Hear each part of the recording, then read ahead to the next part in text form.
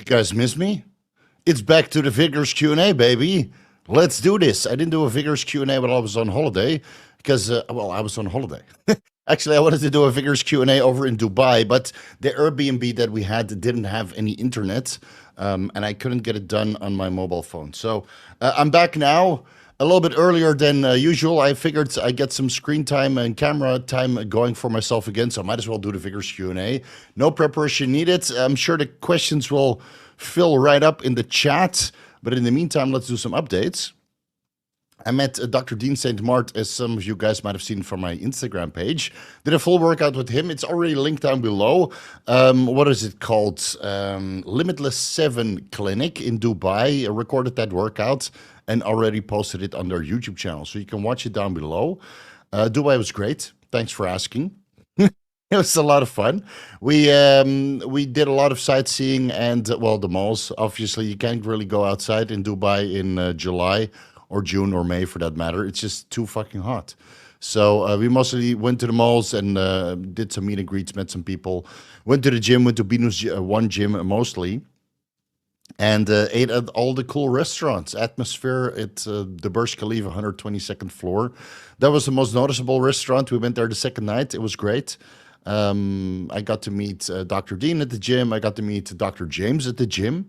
That was very interesting. A lot of fun. We talked for about, I think, almost 2 hours or something. He did like one warm-up set, and then I met him at the gym, and then we chatted for a very, very, very long time. Dr. James is not yet ready to do collaborations. He's just focusing on his own YouTube channel, which he's doing an excellent, stellar job at. I mean, his production value for his videos is absolutely crazy. It's almost like a mini documentary.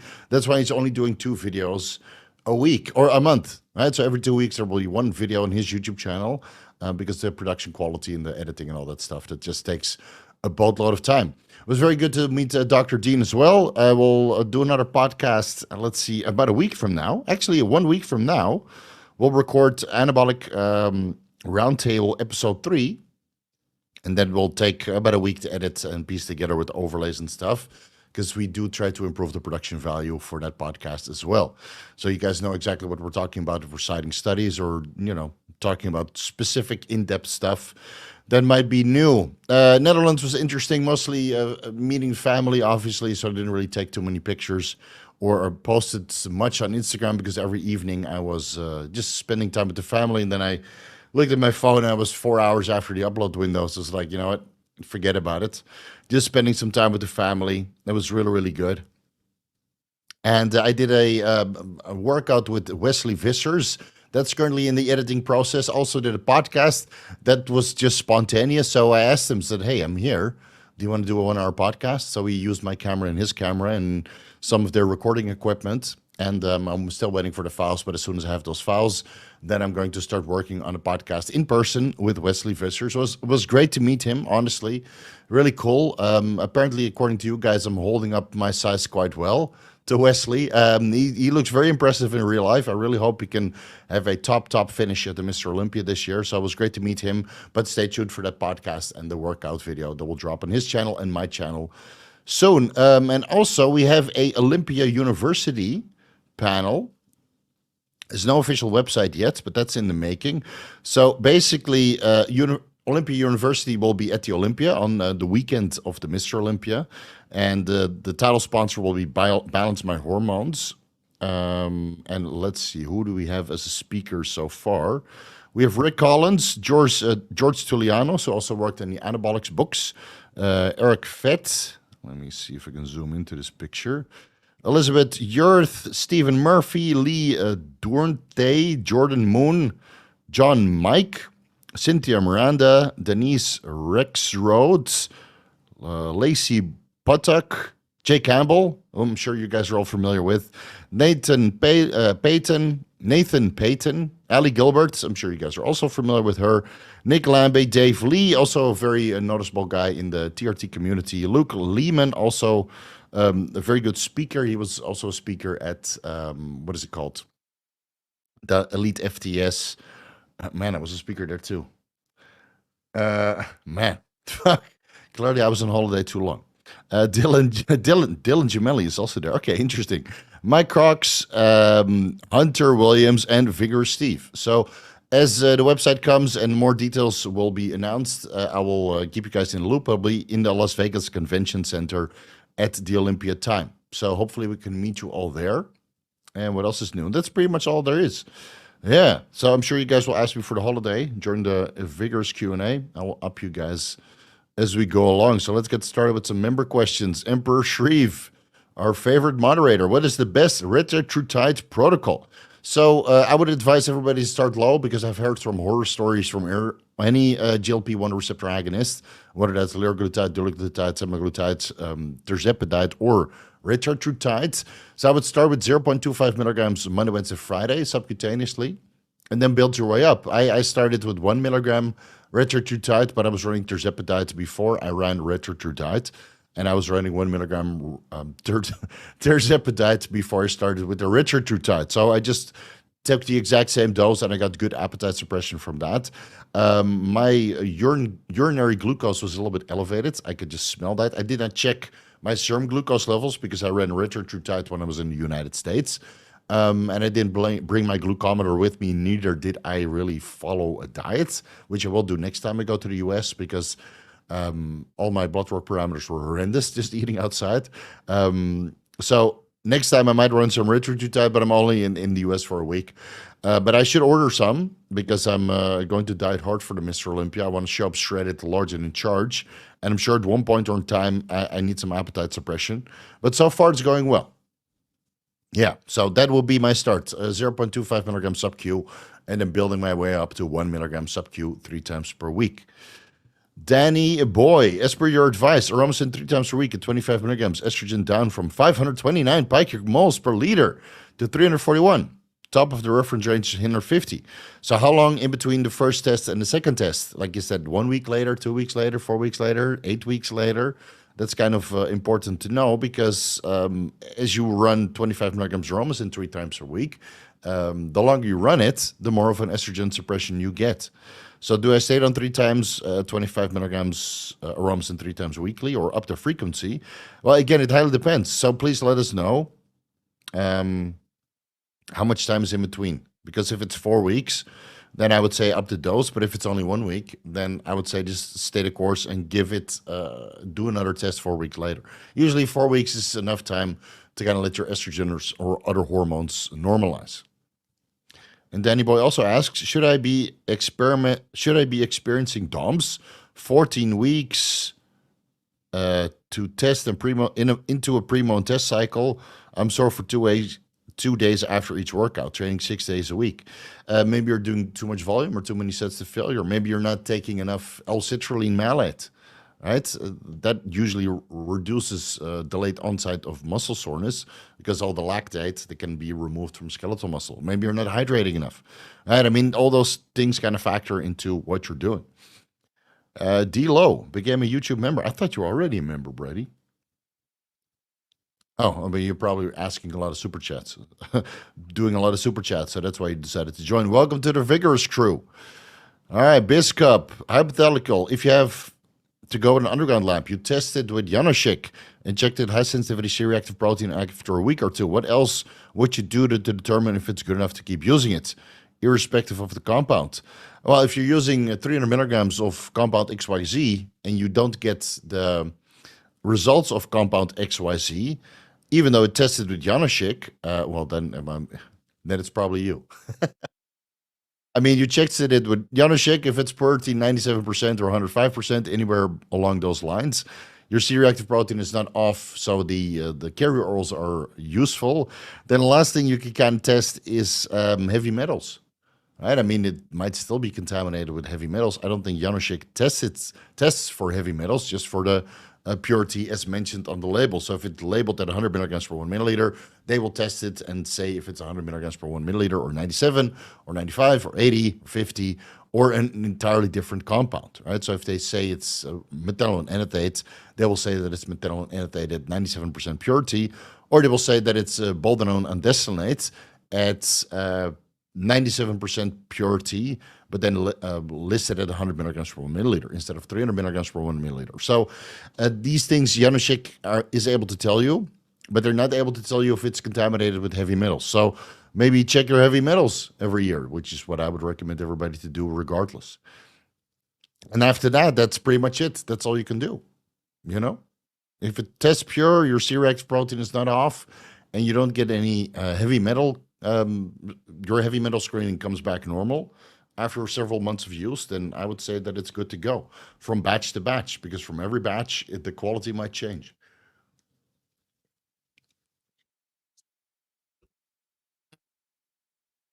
How to use BPC 157 TB 500 ever after hiatal hernia surgery. Right, so the protocol is pretty much the same.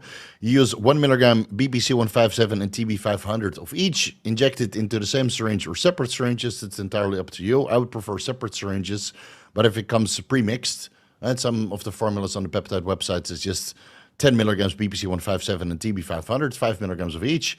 You reconstitute that. You inject 1 milligram of each, so that's 2 milligrams in total of the pre-formulated peptides. Peptide solution, and then you can zipper around the incision area, and then you can use topical GHK copper or palmitate GHK to kind of help with the incision and grow that faster. I would do 10 milligrams anavar morning and evening to help with collagen synthesis, 30 grams of collagen and hyaluronic acid and vitamin C all mixed together. Gorilla Mind is an excellent formula. I'll link it down below. While we're at it, I would just use the Gorilla Mind collagen. Let me see, where is it? I have a discount code for that as well, so you might save yourself some money in the process. That has collagen and hyaluronic acid and vitamin C. Where is it on their website? Build muscle? Well, I guess it's there. 1 second, guys.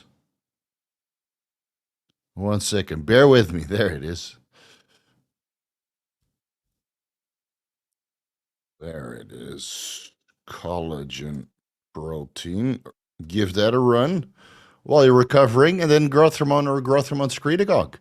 You can do MK677, but then you might eat too much, and the hernia, hiatal hernia, is that on the belly button? I think it is, right? Oh, it's the upper stomach bulges through the diaphragm. All right, that's not good. Okay, so you definitely don't want to eat. So definitely no MK677 or growth hormone secretagogues that stimulate appetite. Just run regular growth hormone, inject that as growth to the, or as close to the surgery site as possible. So 1 milligram BPC 157, 1 milligram TB 500, let's say 5 milligrams topical GHK copper, and 2 IUs growth hormone maybe 3 times per day. So that's 6 IUs growth hormone in total. But you can also do 1 IU. At least 2 IUs total per day will be good, but the more you run, the better it is. Yeah. And that's at the incision site. It will go systemic anyway and recover wherever you had the surgery internally. But at least the incision would look nice and cleaned up within, well, only a couple of weeks. Beaky 92. How to pass a doping steroid urinalysis on TRT. Hire me for a consultation. It's way too much to get into, and we're not doing this shit publicly. So thanks for your super chat, but we do consultations for this kind of information. Basically, you need to figure out what the detection time is for each ester, and then switch to shorter esters or go with HCG monotherapy. Or is it possible not to pass? It's always possible to pass, buddy, but we're not doing that over super chats. We have consultations for that. And we only do 1 hour consultations for drug testing advice going forward. On a gram of tren and test, just kidding. Good luck with the babies. Yeah, I'm running 150 tests and 125 Prima and Anavar. Yeah, maybe some tren later on, but not right now. We're going to start implanting the 3 healthy embryos that we have from the egg retrieval process. And that will get started maybe in a couple of weeks. So hopefully by the end of the year, I have some good news for you guys. Gene Furious. Is growth hormone or IGF-1 and R3 more beneficial for performance enhancement, muscle power, speed, and neuromuscular recovery? Better if combined any with insulin? Well, it's always better to run several compounds together combined with proper training, proper nutrition, proper supplementation, and perhaps some TRT or then some in the process. So if you can optimize every vector, including your sleep, that will be the best for recovery. And is it better to combine it with insulin? Well, IGF-1 LR3 improves insulin sensitivity and improves nutrient partitioning, similarly to how insulin that would do. But if you can reduce the dose of IGF-1 and add in a little bit of long-acting insulin, let's say 10 to 25 IUs of Lantus over the day, then you might be able to go cheaper. So instead of running high-dose GH, high-dose IGF-1 LR3, you might be able to get away with a lower dose GH and a lower dose IGF-1 LR3 if you add in a little bit of insulin to help with the nutrient partitioning. So yeah, I would say that it's beneficial for performance enhancing muscle power and speed and maybe neuromuscular recovery. But I would say that if you want neuromuscular recovery, you need ARA290 or cerebrolizin. That's much better for the CNS and neuromuscular recovery than growth hormone, IGF-1, LR3, or insulin. And maybe a beta blocker like propranolol post-workout is good for that aspect. So, as always, look into all vectors, all avenues to optimize everything so you can use a low dose, a low and effective dose, a low and safe dose of every compound and not break the bank. Hi, Steve. Could you lift your top 5 meds and supplements to optimize fitness, performance, well-being from your 2024 Health Natty video? They must be easily sourced. I honestly can't remember what I mentioned out of all the supplements that are not on the WADA prohibited list. But off the top of my head, what is not WADA prohibited, that should be good. Mildronate.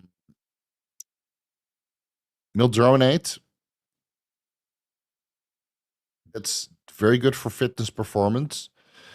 Cerebrolizin. Very good for well-being.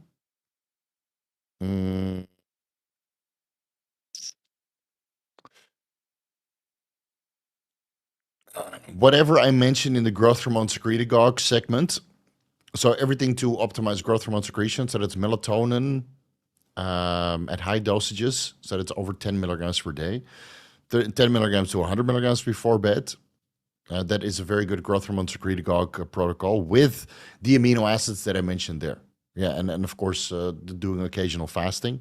I think that's very good to improve your fitness, performance, and well-being and overall sleep quality and recovery while that's continuously elevated throughout the night. That's easy to source.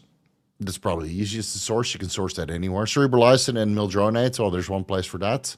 But we can't mention it on YouTube anymore. But, well, send me an email, and I'll let you know where to get it. Let's see. Meds and subs. 2 left, right? Carnitine, but you can't run that with mildronate, so you're going to have to make a choice there. So let's count that as 1. It's either mildronate or carnitine, but not at the same time because that kind of defeats the premise. Mildronate inhibits carnitine synthesis and shifts shifts energy production solely to glucose. So it's either or. And of course, carnitine helps with fatty acid oxidation, so you're going to have to choose. 2 left. Man, this is tough. Well-being. I mean, a nootropic formula, a nootropic stack with alpha-GPC and uridine 5-monophosphate and maybe Noopept. Those are not on the doping list.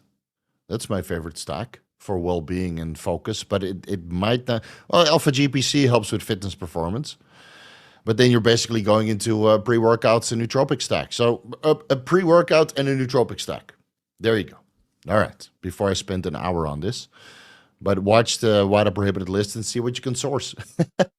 That's what I would do. Let me link it down below for the guys who haven't watched it yet, just in case.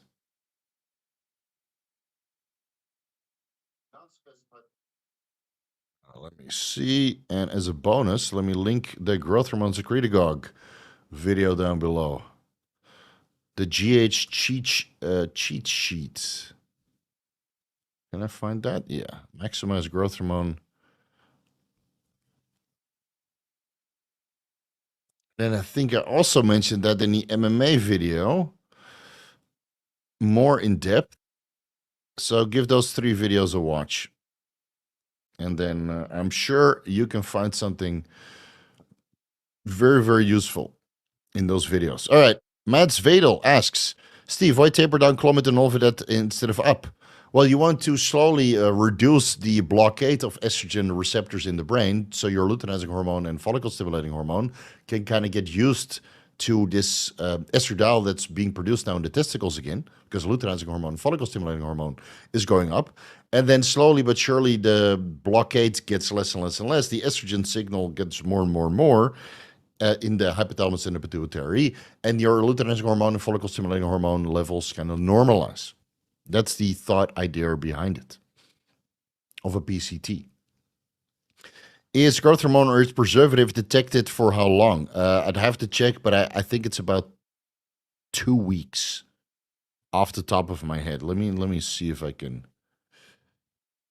That was the last time I checked, though. I'm going through the process of finding all the detection times from all the deep dives that I'm doing, but I haven't gotten to a growth hormone deep dive yet. Let me see if I can find it here.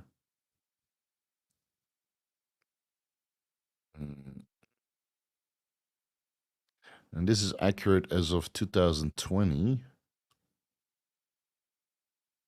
which is basically when I stopped coaching. No, I would say 2 weeks, just to play it safe. And that's one of the isoforms that they're detecting. Is your opinion which Olympic sport juices the most? They all juice. They all juice pretty fucking hard. The compounds that they choose is different. So you might say that, the discus throwing, for example, or any kinds of power explosive sport juices the most because those guys are generally pretty big.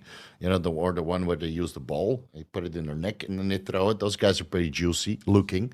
Or the discus or the spear, those guys are pretty juicy looking. But basically, every sport juices, but not on the day of the competition where the drug testing takes place. Yeah. Hun Powerlifter. What would you do to heal bone fracture ASAP? Well, first you need to do surgery to put that in place. And then I would look into vitamin D3, vitamin K, obviously a good amount of dietary calcium, magnesium, and phosphorus, which all help with bone regeneration because that's basically the building blocks for bones, magnesium, calcium, and phosphorus. Vitamin D3 and vitamin K, MK4, MK7 to kind of shuttle all of that into the bones. And then growth hormone, whether that's growth hormone secretagogue like MK677 or GHRP6, desmorilin, ipamorelin, etc., which is already linked down below, or actual growth hormone or a combination thereof. If I were to break my leg again tomorrow, that's what I would do, plus the growth hormone. Because when I broke my leg in a motorcycle accident, I didn't use growth hormone to recover that, but I did do a lot of dietary calcium, dietary magnesium, and phosphorus, supplemental magnesium, because supplemental phosphorus is like 99 milligrams. It's not really worth it. You get a lot of phosphorus from animal meat sources. And the calcium, it's better not to supplement because then instead of it going into your bones, it goes into your arteries. That's the last thing you want. So get your vitamin D3 at maybe 10,000 IUs, vitamin K at maybe 3,000 micrograms in total. So that's basically 2 servings of, or is it 2 servings? That's like 3,600 milligrams, give or take, of, let's see, Gero Formulas K, right? I should have a link for that somewhere. Let me link that down below. This is the one I like.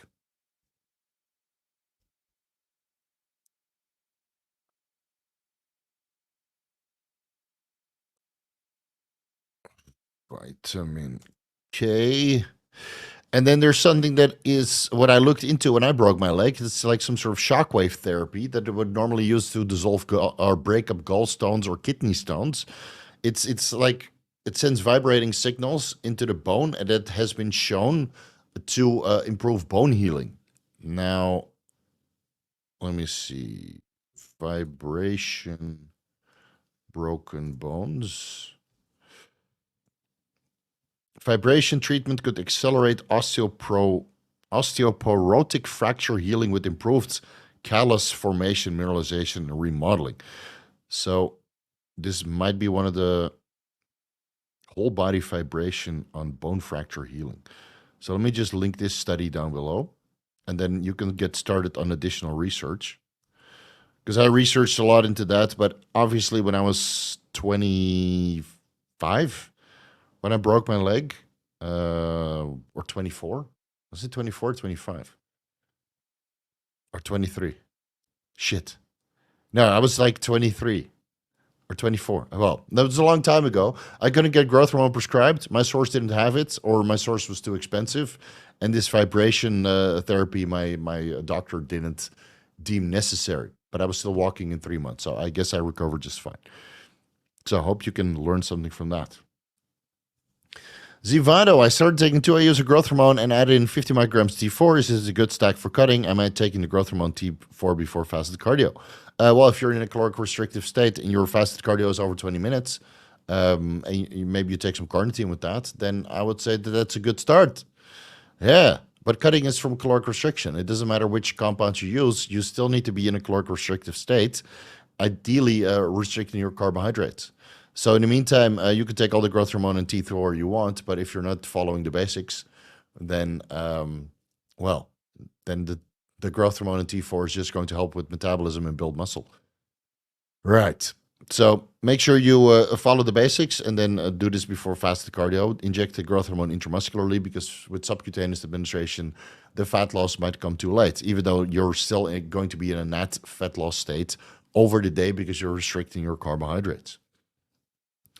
Crash SHBG, per your video, dropped to a TRT dose, which is in range on your total testosterone. I'm assuming estradiol is good. Added in the HCG and T3, T4, gone keto, pulled growth hormone, anything else? Well, you can add in a selective estrogen receptor modulator or dorkesterone and ecdysterone, but I think you've got all the basics covered. Give it about 6 weeks to 8 weeks. Recheck your SHBG. If it didn't come up sufficiently, then you might have to pull the TRT and go HCG monotherapy, TRT, or the T3 and T4, and keto solo. But then again, you know, if you go back on cycle, your SHBG will be crashed. That's just as shitty as it goes. Medieval Engineer, welcome to the Vigorous crew. I'm sure you'll have a question. I'll see that soon. I've been on 4 IUs growth hormone GH before bedtime, 2 IUs pre-workout, 2 times per week. I've melt pitting edema in my ankles. What else can I do to mitigate besides backing off? Switch to a pharmaceutical brand. I had pitting edema from 10 IUs onwards, which I just started yesterday. So, yeah, good things are going to come. The pitting edema was very bad when I went to Dubai, though. I didn't eat anything during the flight, and then when I arrived and walked around Dubai Mall, by the end of the night, my ankles were like round, except where my socks were. Then they were, you know, their normal bone shape, so they were round underneath and round over it. But I had terrible pitting edema, so I bought some. I bought some compression socks and slept with those and walked with those for 2 days. Then it was gone. Yeah, it took about 3 days to go away. So if you have pitting edema from 4 to 6 IUs per day, then do some fasted cardio in the morning to stimulate the lymphatic system. Make sure you stay hydrated properly, and your magnesium and potassium intake is proper, as well as your taurine intake. That all helps with water retention and water balance in your body. But if you still have pitting edema, then you need to sleep with compression socks. I mean, why do you think everybody's wearing high socks and, what is it called, Air Jordans? It's a high to pitting edema, man. It's not because they like the style. Right? Air Jordans and high socks up until the calves, that's just to hide the edema. So if you see a bodybuilder, say he's running 4 IUs of growth hormone, but he's wearing Air Jordans and high socks up until the calf, Uncle Steve knows why, and you guys know also. But I found on 10 IUs underground lab growth hormone, which is very, very good quality, even though I have pitting edema, if I do 20 minutes of fasted cardio every single day, the pitting edema is less at the end of the day. But it's still there. It sucks. I never had it on 6 IUs growth hormone, though, whether that's this brand or the pharmaceutical brand that I ran. Even not on 8 IUs, but on 10 IUs, I do get it. So at one point, there is, I guess, diminishing returns, but the fat loss and the fullness is absolutely stellar, so it's worth it. Dubster Buster, undetectable progesterone March in March 2024, I'm assuming. So that's a couple months ago. 50 milligrams DHEA per day, no effect. Well, you need to look into the hormone cascade, buddy. Let me link it down below for you because, of course, it's not going to do anything. Hormone cascade. Because DHEA comes after pregnenolone. And pregnenolone goes into progesterone, not DHEA. Buddy, come on, man. You should know this shit. What are you doing? Sex hormone cascade. Come on, Google, don't let me down now. Sex hormone. There we go. Oh, SVG. Open link. All right, so let me link it down below so you guys know it. Where goes what? So if you wanted to bring up your progesterone levels, you should switch to 50 milligrams pregnenolone, right? Like you just mentioned. Should have taken morning or evening. I would split up the dose, 25 milligrams pregnenolone in the morning and 25 milligrams pregnenolone in the evening. Watching your videos and research a lot, controversy about timing. Well, everybody responds differently. So you start with splitting up the dose. If you notice that you can't fall asleep, then it's better to take all the dose or take the full dose in the morning. And if you notice that you get sleepy, then you take the full dose before bed. It's not rocket science, but let's split up the dose first. And undetectable progesterone, well, maybe HCG, adding that to your stack will bring your progesterone levels up also. Or you could be deficient in one of the hormones in 6 hormone cascade, being, what is this? Which direction? Oh, yeah. 3-beta hydroxysteroidehydrogenase, 3-beta HSD. Maybe we're deficient in that, which converts pregnenolone into progesterone.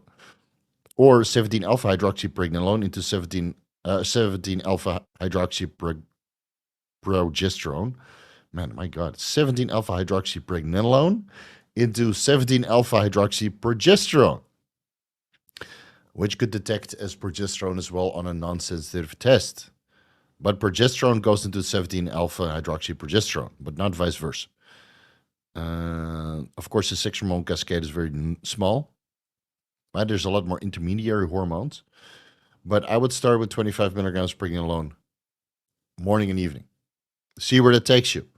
But it's 10 milligrams over the day is probably enough. But if you want to bring it up fast, then let's see how that goes. Hopped on, let's see, 75 milligrams Mirabegron per day. This is the way. Toss out your Clen T3 and ephedrine. Also, let's drink more water. Don't have to run a piss so often. Yes. I think this compound is great. I started this morning, even though it's quite stimulatory. Jesus fuck. I'm also fasting for 4 days because I did get a little bit fat in, do you guys want to see? Well, I'll show you some water. I'll show you water. So, well, I've been leaning. So this is so much water from the trip that I do need to fast. I'm sure the water will come off, though. It's the end of the day. Give me a break. It's not as good as I looked in the pictures. I was able to hold it together up until I met Wesley Vissers, and then after that, I let go. At the wedding, I just ate whatever the fuck I want. And this was a Dutch wedding with fried bitterballen, which is basically like a little ball of meat that you dip into something and then you deep fry it. It tastes absolutely great with mustard. But there were a lot of those, so I ate a lot of those. And then I got a little bit fluffy. And then I flew home, and they upgraded me to business class at Emirates, but only from Amsterdam to Dubai. From Dubai to Bangkok, I flew economy again. I wanted to fast on the way back. I'll answer more of your question a little bit later on. Sorry, I'm going off on a tangent now that we're talking about fat loss. So they upgraded me from Amsterdam to Bangkok to Dubai. It's about a 6.5 hour flight. And I wanted to fast so bad, right? 13 hours of flying, fasting, get this fat loss journey on the way. But this is the first time business class in Emirates. And they serve course meals. So I had all the courses and an old-fashioned 3 times. So that was a great start. And then I ate all the meals on the flight from Dubai to Bangkok.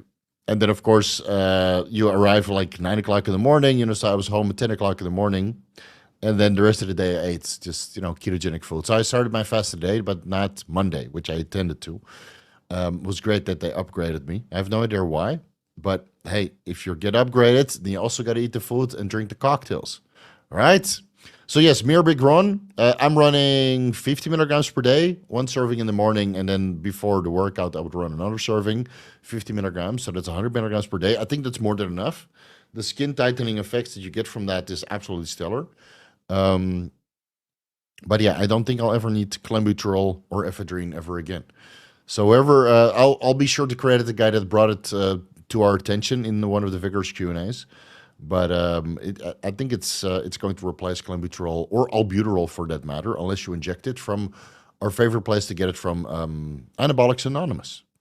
Yeah, if you know, you know. So good that you found it. It's very expensive though, but the shaking it. I mean, I started today. Look at my hand, steady as fuck. If I started clenbuterol 20 micrograms per day, it would be like this. It would be a micro earthquake. So I think this is one of the coolest things that has been brought to my attention as of late. Greatest Arimidex, or aiming, not Arimidex, Steve, aiming to drop 7.5 pounds, very specific, in 3 weeks. So that's what, 2.5 pounds a week. It should be doable. Pre-blast, 225 pounds. So you want to get down to what, 215? Sounds good to me.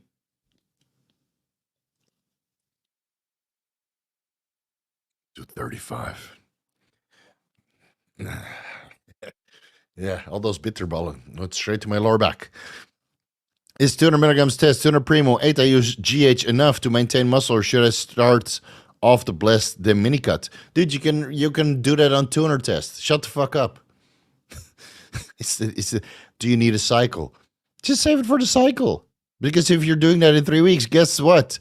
That 200 test, 200 primo, and 8 IGH, well, the GH will work overnight right away. I mean, I started 10 IU growth hormone last night. I'm already leaner. I'm already leaner than yesterday. So the growth hormone will work. That will certainly help. But the primo and the test, I mean, it will take some time to build up. So get lean on whatever you're running now. Feel free to add in the growth hormone, even though it might be difficult to lose 7.5 pounds because, well, growth hormone is going to put a significant amount of water on you. So instead of aiming for 7.5 pounds of fat, aim for 5 pounds on the scale, which will be 7.5 pounds of fat if you diet hard enough. But it will be 5 pounds on the scale, so you'll be 218, not 215. Right? Keep this in mind. And then you start your blast, man. Then you start your blast. Yeah. But, I mean, you could start your blast now also. It's just about diet, right? A blast can be a blast whether you cut or bulk.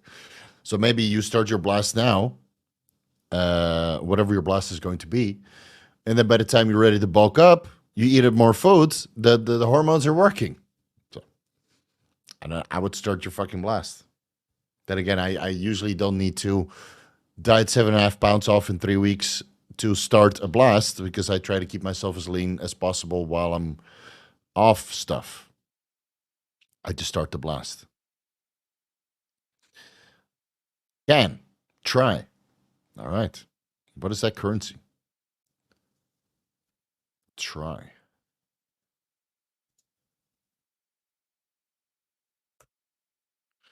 Is it Thai baht? Turkish lira. All right. Turkish lira. 55. Is that enough for one ampule of Bayer? Almost. Almost. All right. For my second cycle, I'm unsure about the Boldenone dosage. Should I go with 500 milligrams per week or 250? My blood pressure is good. Which one would you suggest? Well, you guys know me. I would start with 250 and then ramp up to 500 milligrams as needed. If you're on your second cycle, assuming that there's a testosterone base, start low and build your way up. I mean, I'm on my, millionth cycle. No, it's not true. I'm on my 6th cycle now, but one cycle lasted 10 years. So is that really a cycle or is that just multiple blasts and cruise? But I still start low and build my way up. Man, I started with 150 tests and 125 primo. So that's basically your starting Boldenone dose. So just start low, get as much out of it as you can, and then go to 500 milligrams per week. Right? And get as much as you can out of that, and then go to 750. And then get as much as you can out of that and go to 1,000 or 1,200 if your Boldenone is dosed at 300 milligrams per 1 milliliter. But I'm assuming it's 250 based on your dosage questions. So start low, build your way up. and then keep building up until you feel sick. Well, actually, you should stop before you feel sick. But if your blood work parameters take the turn for the worst and you don't feel like going, or you need a little break, or after 9 months of cycling, you kind of need to come off because the calendar tells you to, right? You need the 3-month down period out of the year. Then do it like that. I'm how many weeks in? 16 weeks now? 12 weeks until the Olympia? Is it 12 weeks? Let me double check. 1, 2. Oh, come on. 1, 2, 3, 4, 5, 6, 7, 8, 9 weeks until my birthday. 11, 12. Yeah, 12 weeks until the Olympia, dude. 12 weeks. So that gives you, let's say, 3 increments. 4 weeks on 250, 4 weeks on 500, and 4 weeks on 750. And of course, you increase your testosterone dosages alongside of that. Because the test ratio of 1-to-1 to boldenone seems like a good idea for most people. Otherwise, your estrogen will be too low. But if your body fat levels are too low, then maybe your test ratio needs to be 2-to-1 to boldenone. Again, do your blood work, figure out.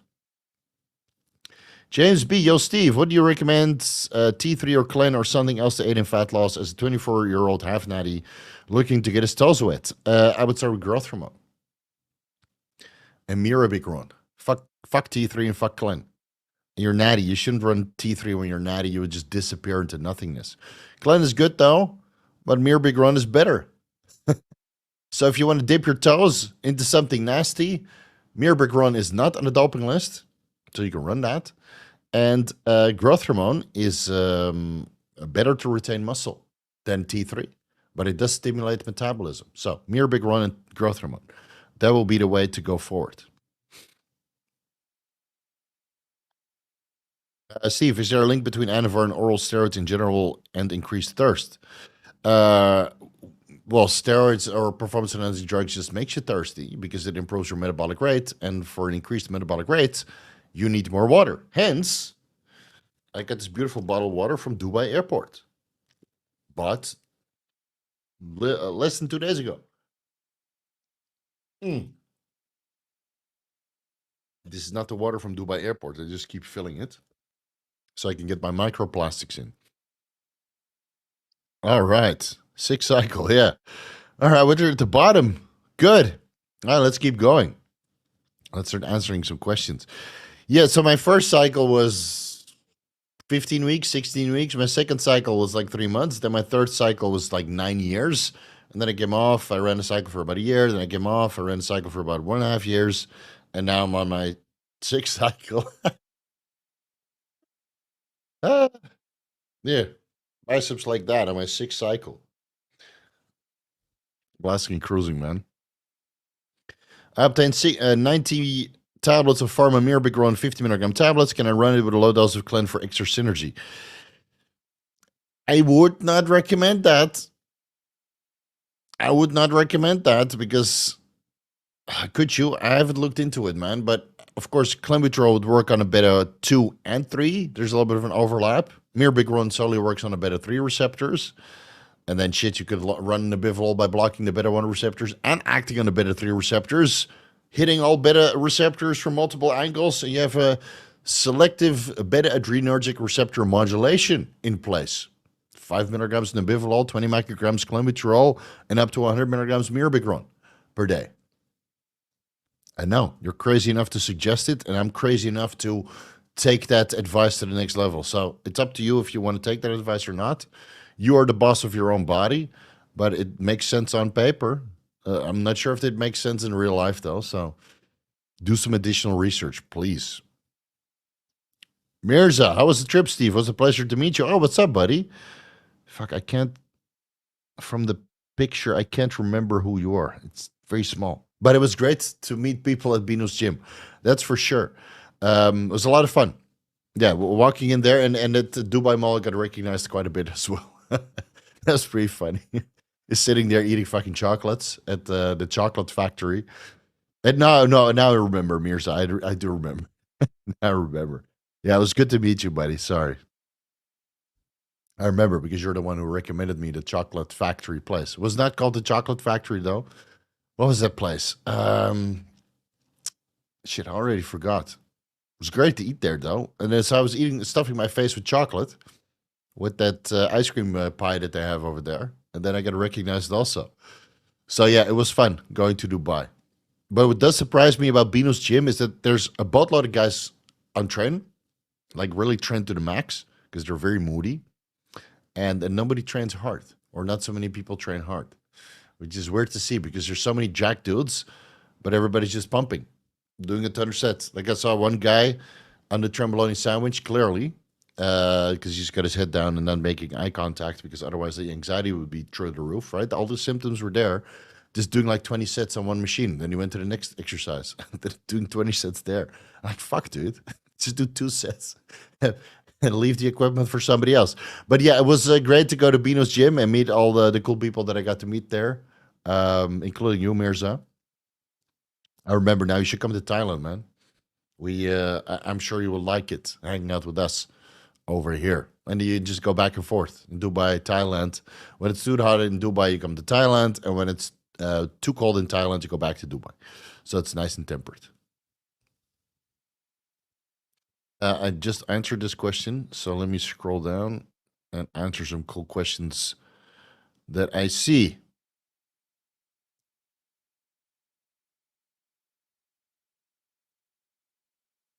I'll just scroll down a bit. Anxious Cowboy just got a blood test before considering cycle. Have high SHBG 62, low estradiol 13, but not bad test, 815, 119 free. Also low creatinine, always been natural. Diet is good, not sure why. It could be that you're low aromatizer, it could be that your body fat levels are low, it could be that you're taking something that is inhibiting the conversion of testosterone into estradiol, like nicotine, for example. Made a whole video about aromatase inhibition, natural ways. So maybe do that as a checklist. Over-the-counter aromatase inhibitors.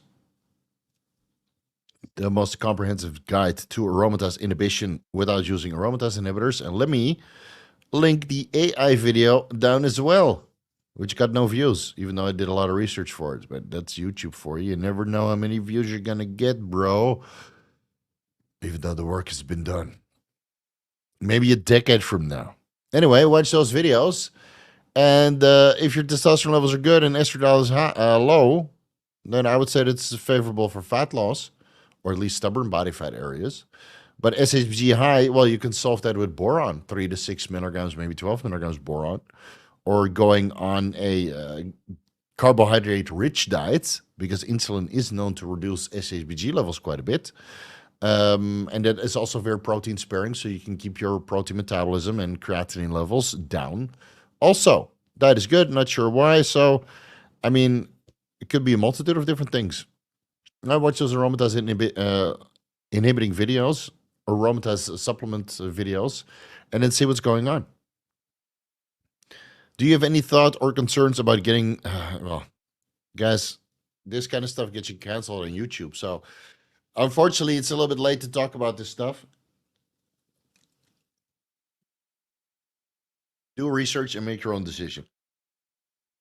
Because the big brother is always watching for these kinds of things. So don't pester me with these kinds of questions, please. Just stick to the steroid questions. That's good. Vaccine questions, I've been muted hard enough to go into. Those questions. I had to do my own research since Uncle hasn't released a deep dive yet. About what? Oh, Mirabegron. Yeah, I haven't done the research yet, but at one point it will do. Mirabegron has risk for arterial plaque development. Adding Clomid will increase your heart rate, increase heart risk. Okay, I did not know that.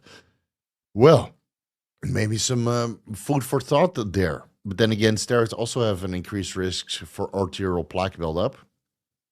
And GLP-1 receptor agonists are also not very good for your health. You can always find research to show that something is deleterious, usually when abused at very high dosages. And I did not recommend to abuse Mirabegron over 100 milligrams, because I don't think it's reason to do that, even though the medical dose is up to 250 milligrams. So maybe the arterial plaque development came from people who are already sick running 200 milligrams or 250 milligrams of Mirabegron per day.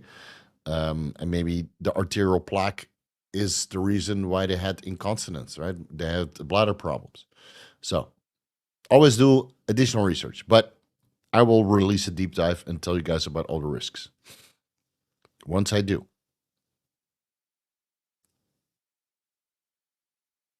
Oh, yeah. Todd and Greg Doucette calling you out. So Greg Doucette has a very nasty tendency, and I'm sure Greg will make a rebuttal to this. Greg, you piece of shit. You have a very nasty tendency of taking clips, designing a narrative, and then giving your opinion, which is based on fuck all, because you don't know what you're talking about when it comes to performance-enhancing drugs at all, right? Greg Doucette used to be a great abuser of steroids. I mean, he sold drugs. Who fucking cares? A lot of bodybuilders sold drugs. Nobody gives a shit about that. But the problem with Greg is that he takes little snippets and designs a narrative to get views. So go watch the full podcast and see what I said. Yeah, and see what was going on with Chase Irons at the time we analyzed his blood work results.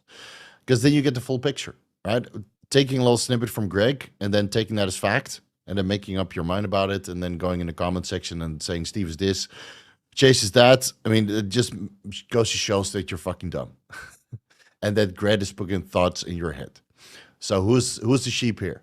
You are, for watching that garbage kinds of content. Greg, yes, you make garbage content. We both know this. The content that you make is absolute fucking garbage. And feel free to come by us our booth and say it to our face and then go to a debate. You wouldn't last a minute because you don't know what you're talking about when it comes to performance-enhancing drugs or safer practices or staying healthy, which we discuss at length at the podcast with Chase Irons, which he also made a rebuttal and just makes you look like a fucking fool. So yeah, a biomarker in the red, that happens when you're on cycle. It also happens when you had COVID. It also happens when you took vaccines, as my cardiac markers are also in the red from taking a mandatory vaccine. Does it have to do with steroids?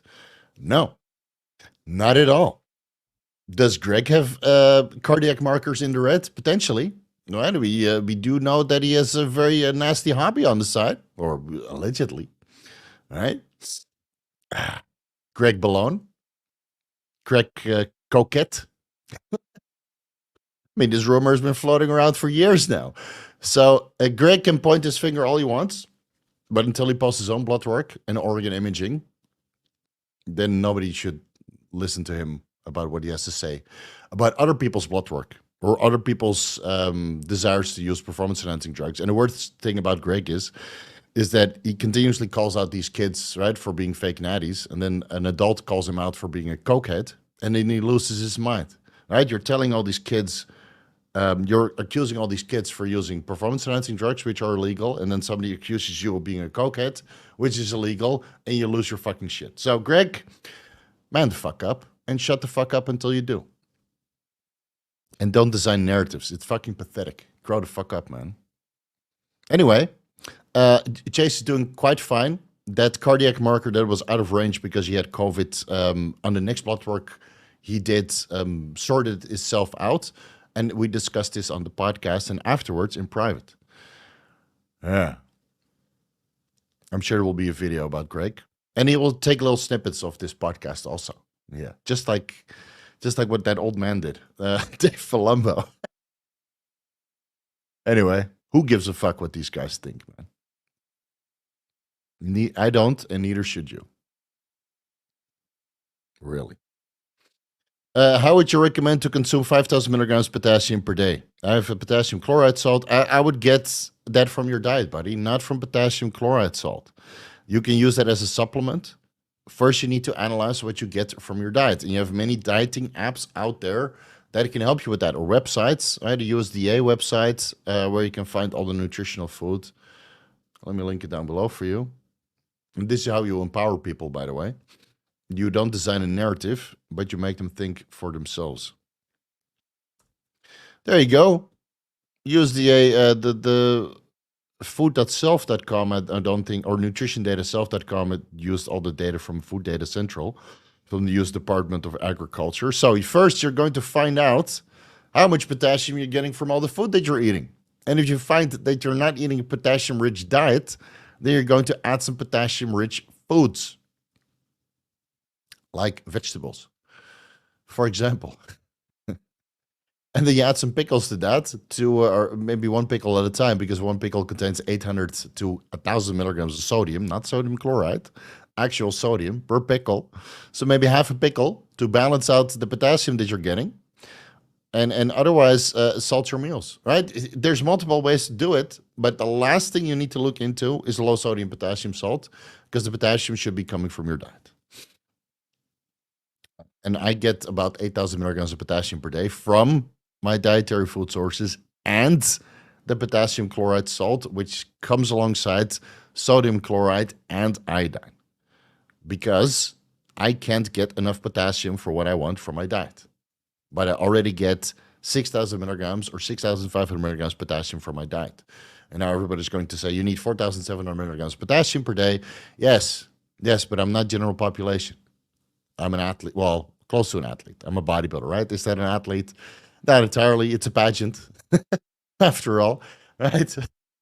Not very athletic, but I do go to the gym 4 times a week. I do my daily fasted cardio 7 days a week. Sometimes I skip on Sunday because I'm busy, but at least 6 days a week, I do my fasted cardio, 30 minutes. I haven't missed sessions. I did a lot of steps when I was in Dubai, and I did some cardio when I was at Bino's gym. Give me a break when I'm on holiday. I didn't eat that much potassium either. But when I'm dialed in, and all my electrolytes are stable. So I supplement some potassium chloride alongside sodium chloride and iodine. I'm not sure what the formula for that is off the top of my head. And I mix that in with Himalaya pink salt in a 1-to-1 ratio. So it's a little bit of potassium, maybe 100 milligrams, 125 milligrams that I get from the salt. But the rest I get per meal, but the rest I get from my diet.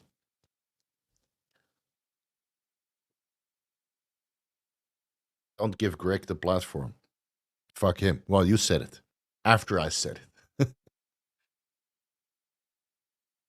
I was cordial with him at Mr. Olympia, but because we had a mutual friend pass away. But I'm not sure if I will be so cordial with the guy this year.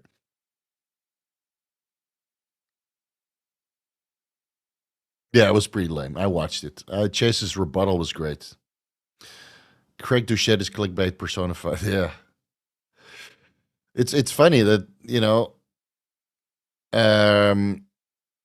like there's bodybuilders who go vanilla, right? And then some bodybuilders kind of lose the respect of the community, and other guys gain it.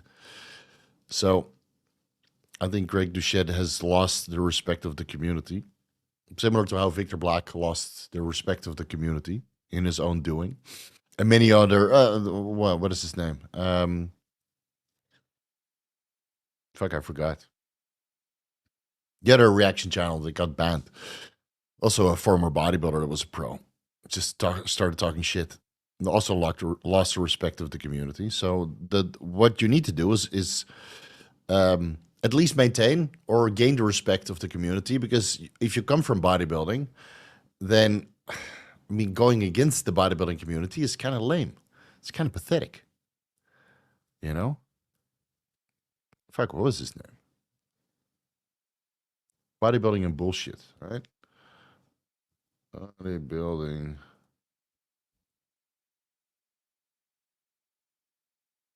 Nick Trigilli, yeah. I mean, I don't think anybody in the bodybuilding community respects that guy.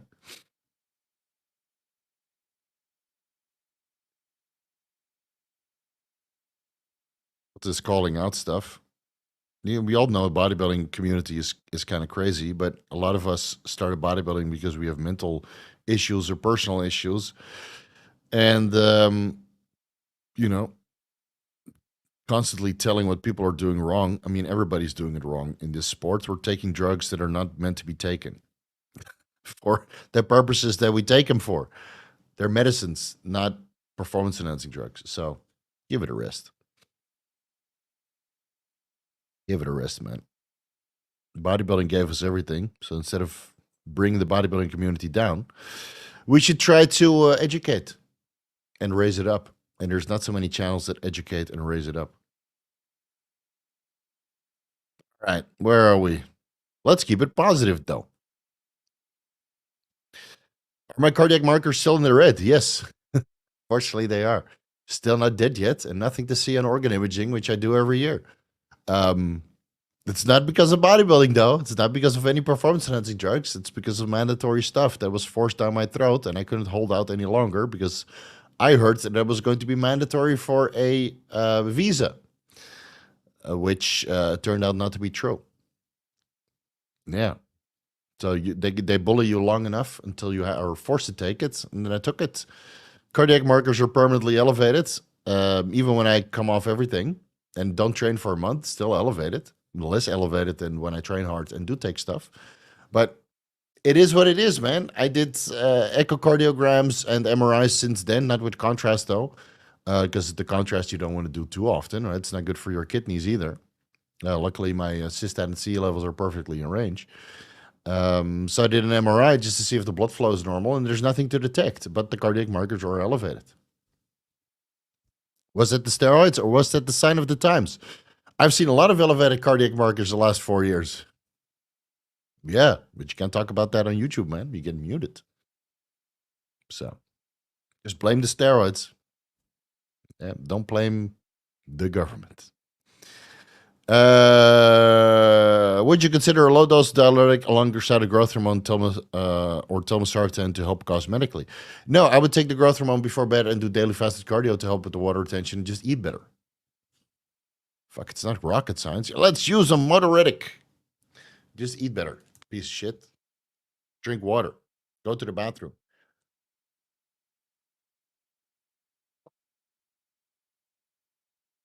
As long as you look good in the morning, it's fine. And otherwise, you stop the growth hormone for 3 days. Then you look better too. Well, I hope you guys found it enjoyable. I watched Chase Iron's video on it too. I left a comment on Chase Iron's video. He should have pinned it by now. I hope he did. But let me read it out to you.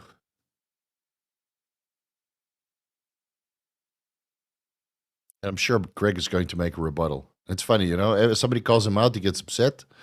But in the meantime, he makes his entire channel calling other people out with knowledge that he doesn't have. And when it comes to these kinds of topics, yeah, pinned. All right. There you go. 40 minutes of Greg proving he doesn't know what he's talking about and never knew and probably will never know unless he starts watching some knowledgeable PD educators like Chase Irons more regularly. Let me link that video down below so you guys know that it's pinned.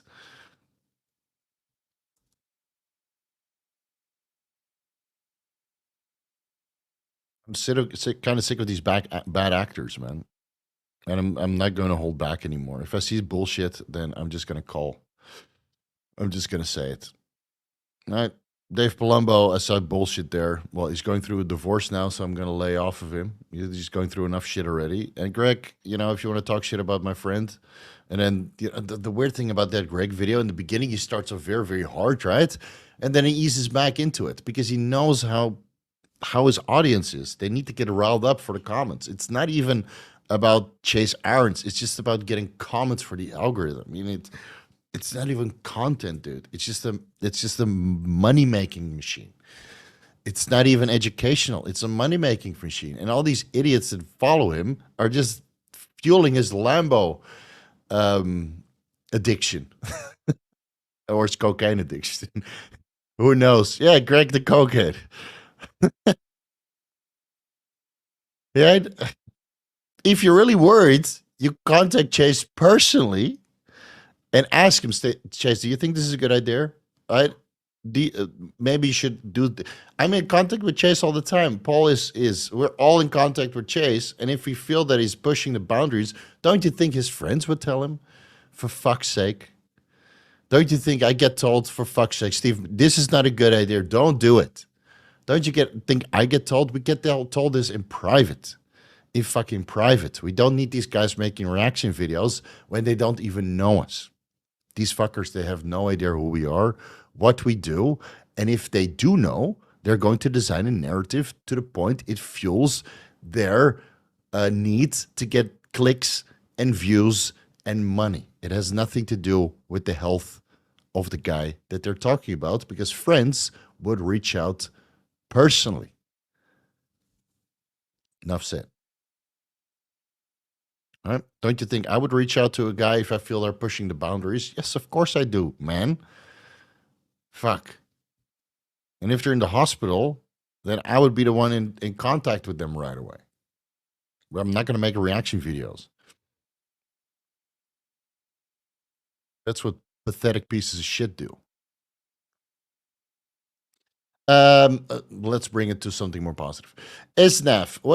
My friend has been doing 50 to 75 milligrams testosterone recipient per week for 2 years with levels in the 600 to 700 range. He isn't using HCG or aromatase inhibitors and has no high estrogen side effects. Okay, that's good to know. I guess there's nothing attached to that. So your friend is doing low dose TRT and getting all the benefits and having normal estrogen or testosterone levels. Personally, would be too low for me, but if it works for him, I had 850, give or take, 800 to 900 nanograms per deciliter on HCG monotherapy of 1,000 IUs 3 times per week. So maybe that's some advice for your friend. If he wants your levels around this range, maybe 750 IUs HCG Monday, Wednesday, Friday instead of testosterone cypionate. He doesn't need an aromatase inhibitor and keep his balls nice and full. Which my balls were so full, it would give most people a hernia when they go to the bathroom and lift up their junk to pee into the urinal. But I did a lot of deft lifts, so I can handle it.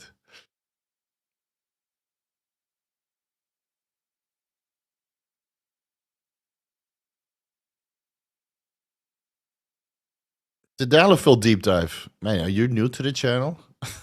I did one, dude. Welcome to the Vigorous Q&A. It's got 100,000 views. How did you miss it? Bro, what are you talking about? I released this 2 months ago, 102,000 views. How much money did I make with this video? Analytics. Yeah, $560. So I got 1,000 subscribers, $560. This is right up Greg Doucette's territory, right? With a video that was educational, entertaining, and beneficial from a knowledge perspective, so you could make better decisions whether you want to take Cialis or not, and how to mitigate the acid reflux. Don't have to call people out to make $560 and 1,000 subscribers. You can entertain them and educate them at the same time. That is too much work, bro. You need to read all these studies and write all these citations. Yeah. But that's what hardworking people with integrity do. They put in the effort. And they get the respect from the community. This holiday was good for me. Put a lot of things into perspective. So HCG and IGF-1 L3 for performance and recovery. Yes. Yes. Yes, bro. How to improve cardiac markers? I don't know, dude. I did a lot of research. I have no idea how. Otherwise, I would know. Otherwise, mine would be improved. Otherwise, I'd make a video about it. But unfortunately, I was not able to piece it together with the scientific evidence, and my echocardiogram and MRI shows that my heart function is normal. So I just got a souvenir from Pfizer, and that souvenir is here to stay. Sinatropin is good to go. Yeah, I like it. I like it. Versus Geno, I would go with the Genos. But hey, Sinatropin or LG Chem coming from Iran, look at those Iranian bodybuilders, man. Fucking freaks. Coca-Cola is expensive. Get a lot of views. Professional integrity be damned. And fuck, man, real men use LSD. We know this as a fact. We don't use Coke. We use LSD to put things into perspective. Thoughts on, yeah, they just, Anabolics Anonymous just put that on their product list. I talked with Dean about this, but we're going to save that for the podcast. I haven't done so much research on this SLU-PP-332, but it looks very, very promising. Dr. Dean got great results with it. So I'm just waiting for his anecdotal experience, and then I'll do a little bit more research. And then at one point I'll try it myself. But my compounding pharmacy here in Thailand doesn't have it.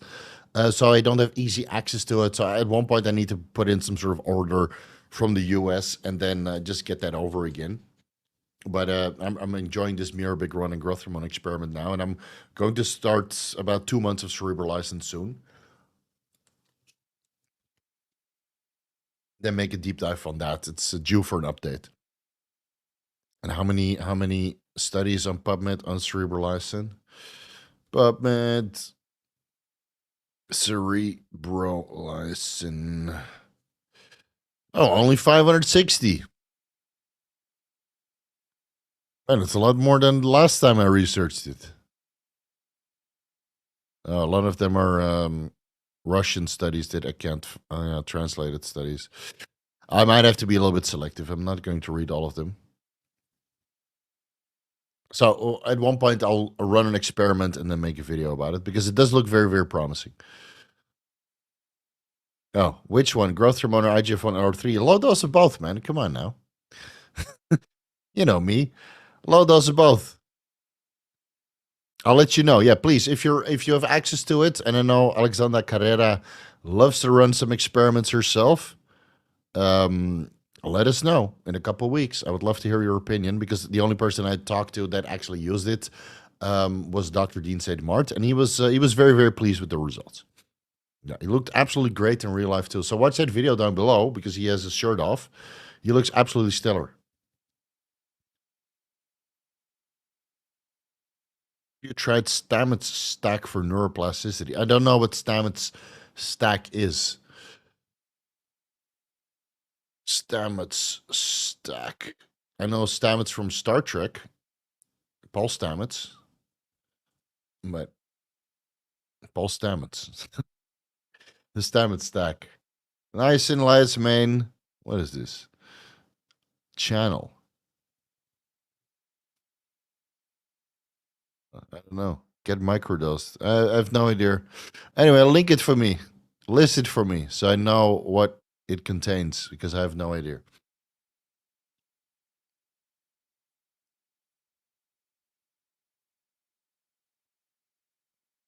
See if I missed anything.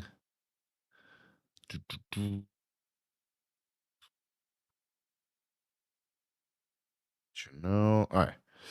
Isaiah, is it worth doing 500 micrograms, 500 milligrams T testosterone 3 times per week versus 2 times per week? I would do daily injections, subcutaneously, preferably to reduce aromatization because there's not too many peaks and valleys. But it's also worth to do testosterone. We're doing 1,500 milligrams testosterone or 1,000 versus 1,000. Well, if you're more test is usually better, but also it requires more health management. So don't start right off with 1,500 milligrams testosterone. Build your way up.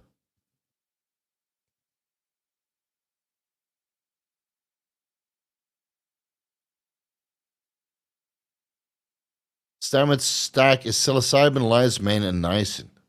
I'll have to look into that. Right. And is that microdoses? What are the dosages of these? Last time I took mushrooms, I thought I was taking a small dose, but I mistaken the wet mushrooms for dry mushrooms. So instead of taking half the dose of wet mushrooms at 5 grams, I took a hero dose of 5 grams of dried mushrooms. I had a good time though, and I'm well traversed in the psychonaut scene, so I was able to come out of it unscathed. Yeah. What are the dosages on this Stamets stack? I'm intrigued now. I was able to find some studies showing excellent oral absorption of unesterified testosterone and vitamin E. All right. Is that from the Duchess cocktail? Or is it transdermal? Like you said, oral, the sublingual absorption? It should be able to work in vitamin E. Yeah, it should be able to work. I mean, you keep in mind that you have aromatase enzymes and hydroxysteroid dehydrogenase enzymes in the intestinal tract, so you might convert some of that unesterified testosterone into estradiol or break it down. Right? I mean, look into andriol. Andriol, testocaps. I think it has vitamin E in there.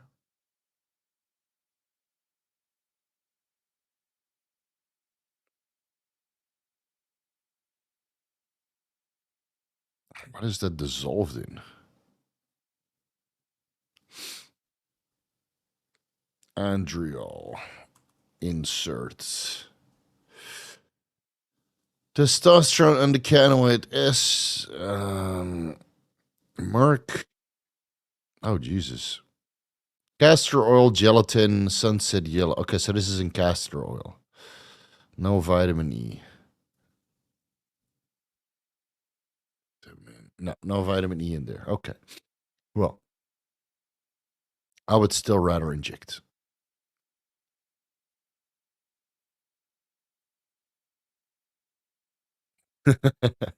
Paul Stamets is a great mycologist. Yes.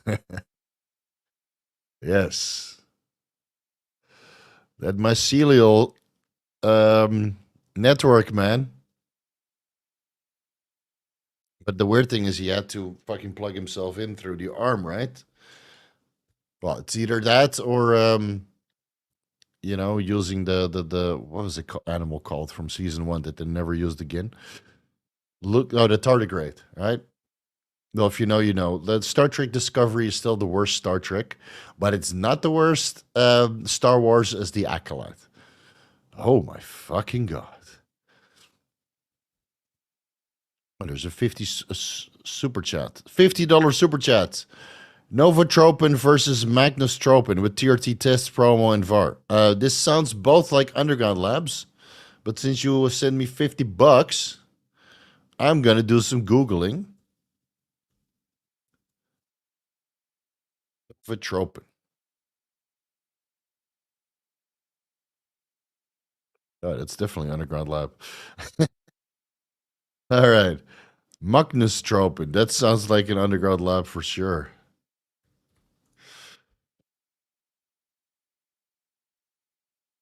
Well, I hate to say it, but I would just buy one kit of each and do a serum analysis because I've never heard of these Underground Labs. It both looks equally shitty. So here's what you're going to do. Since it's Underground Lab, you're not going to inject anything intravenously. You're going to take 10 IUs, a whole vial of this Novotropin intramuscularly, 2.5 hours to 3 hours before doing a serum growth hormone test. Feel free to inject 10 IUs the night before as well. So you have elevated IGF-1 levels, but a serum test on your growth hormone is more than enough. 10 IUs subcutaneously or intramuscularly the night before if you want to check your IGF-1 levels in serum. But 10 IUs intramuscularly 2.5 hours to 3 hours before a serum growth hormone test is enough. It should be at least 30 nanograms per milliliter, ideally 33. And if it's 36, you stock up more, as what I did when I bought a boatload of this Underground Lab that's available here in Pence. We're not going to mention the name because I'm not in the business of endorsing Underground Labs. Whether the Novotropin or the Magnustropin, whatever tests highest on serum growth hormone or serum IGF-1, this is the one you're going to go with. And then hopefully that gives you the best deal as well. So if it's cheap and it detects high, stock up. Stock the fuck up. This is what happened to me. It was cheap and it detected very high. 36 nanograms per milliliter on a 10 IU intramuscular serum test. What do you think I'm going to do if I'm paying around $1 per unit? I'm going to run 10 IUs, of course. And I'm spending like $12 a day. So I could choose between 3 IUs Pharma for $12 per day or 10 IUs Underground Lab. Of course I'm going to run the Underground Lab, dude. Of course. And the edema is minimal. I still have like two cartridges of what is it called, Sizen. So at one point, I think in a month from now, let's say end of August, I'll probably run like 3 more pens of this Underground Lab at 10 IU sub-Q before bed, and then do a pen of or a cartridge of 10 IU's Serranos, and then see if the water retention is any different. And then I'll probably do a serum test on that as well. So do a serum test, and then decide which of these Underground Labs you want to go with. With test the Primo and VAR sounds good to me. That's what I'm doing. And look at these fucking cannons, baby. Yeah, look at this. This right. I have a little bit of water in here. It wasn't there before when I left, but I'm sure. Yeah, now there is a hole, and I gotta go this way. See, now there's a hole here, but here's still a little bit of water. I found it hilarious that when I went to Bino's gym, everybody's like, "Steve, you're so big." So I'm really big, but the channel is not about me looking big. It's about me educating you guys. So I could sit there with my shirt off and my chest out and just flex the whole time. One side, cramping one side. This side is not so good, but this side is good. And I could sit here with my chest shelf coming off the bone, but it's not about that. It's about the knowledge.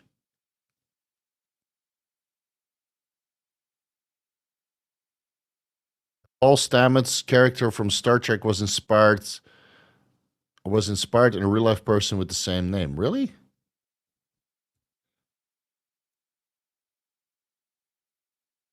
Oh, American mycologist and entrepreneur. Oh, holy shit. I did not know that. All right. Oh, yeah. I was talking about Star Trek Discovery. Oh, holy shit. Oh, now I'm really intrigued. And he's 69. Look at that. Now I'm even more intrigued. Everybody loves a little bit of 69 in their lives. All right, so I will definitely dive into this. Let me link it down here. All right. So this is the same Stamets that we're talking about, right?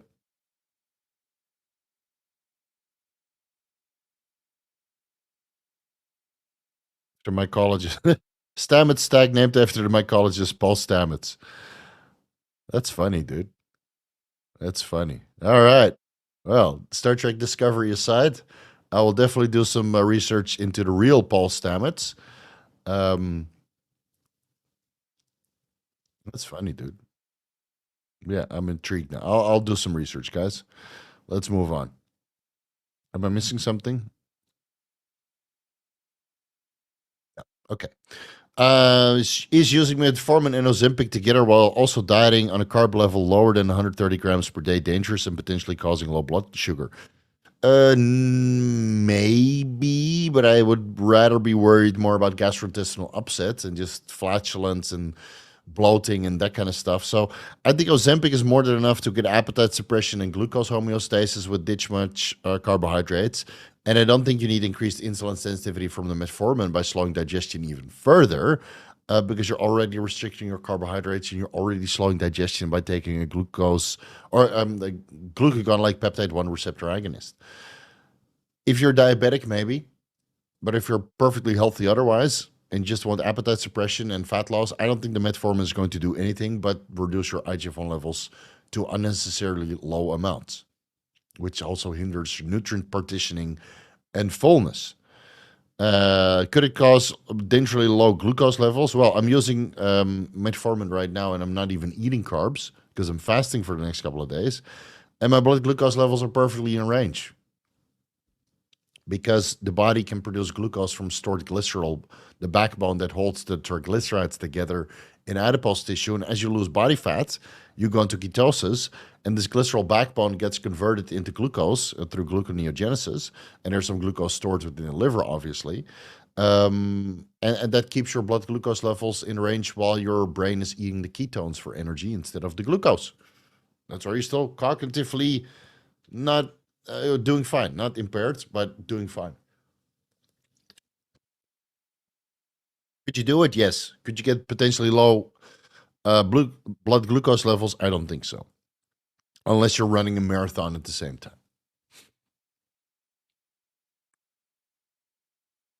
Upster Buster, can B12 injections aid muscle and CNF recovery even if levels aren't low? Not that I remember reading anywhere. It will increase your appetite, that's for sure. Studies seem promising. Many pro athletes use them. Yeah, because they can't use anything else. Because B12 injections are not on the doping list. I used it in the off season to increase appetite. That's it. That's it. Can't say that it did anything to increase muscle recovery or CNS recovery or even increase my hematocrit for that matter. All it did was increase my appetite. So that's all I used it for, and I never really recommended it to my athletes unless they were really deficient in B12. But usually I recommend a B50 complex morning and evening, and injectable B vitamins for the guys that are doing anti-aging IV protocols, and their vitamin B12 levels are beautifully in range or over the reference range, so they don't need additional B12 injections intramuscularly. Austin Shepard, if LDL is low, ApoE B50. Okay, so LDL is 50, ApoE is 60. With 0 calcium score, with controlled blood pressure, what other precautions or supplements would you consider to avoid plaque buildup? Low inflammatory markers being high sensitivity C-reactive protein and homocysteine and ferritin levels. Those should all be in range. If my plans are to continue androgen use, also I'm 27 years old. Okay, relax, guys. There's preventative measures, and then there's paralysis by analysis. So if your calcium score is 0, your LDL is 50, your calcium levels are in range, ApoB is 60, your lipoprotein little a is in range, your high sensitivity C-reactive protein is low, your ferritin levels are normal, your homocysteine levels are normal, then I think you don't have to worry about anything for the next 10 to 15 years, even if you're taking androgens. Really. And if they're still low at 40 years old or 50 years old or 60 years old, then you're totally fine. Then you're totally fine, man. Thanks for your help. All right. I can't even remember what question I answered for you. But thanks for the $20. Did I answer a question? Oh, here. $50. Okay, geez, man. Spend that on growth hormone, dude. No, you know what I'll do? I'll spend this $70 minus the fee that YouTube just took on my growth hormone. So, David Schmuck, you are the man that gave me 7 days worth of growth hormone. Well, 4.5 days after YouTube took its cut. So thanks for this 4.5 days of growth hormone. Much appreciated. I hope you can find some solid UGLGH with the tips that I just gave you. Oh, yeah. Nano nipples. Those are the worst kind of nipples. You want radio dials. You can play with them. Those are the best. Hey, coach, trying to work on my insulin diary before starting Lantus. My fingers hurt from all the pricking, I'm assuming. Is there other places you can check your blood glucose, or should I just stop being a whiny bitch? Well, you have 10 fingers, so you can just rotate. And otherwise, you have the lance, right? The auto injector or the auto pinner, basically, to draw blood. You can do that anywhere. You could do that anywhere. So it doesn't have to be your fingers. It could be your hand. It could be your arm. It could be your ass. Anywhere you draw blood easily, you can do it there. And again, the fingertips have a lot of nerve endings, right? Just like your lips and your dick, obviously, or your anus. Don't pin there. But anywhere there's a lot of nerve endings, there's a lot of sensitivity. So maybe prick somewhere else, maybe in your hand or in your upper. I mean, we've all gotten like little scratches and then we get a little drop of blood, right? So if you pin somewhere here, you use the auto pinner, right? And then you pin here.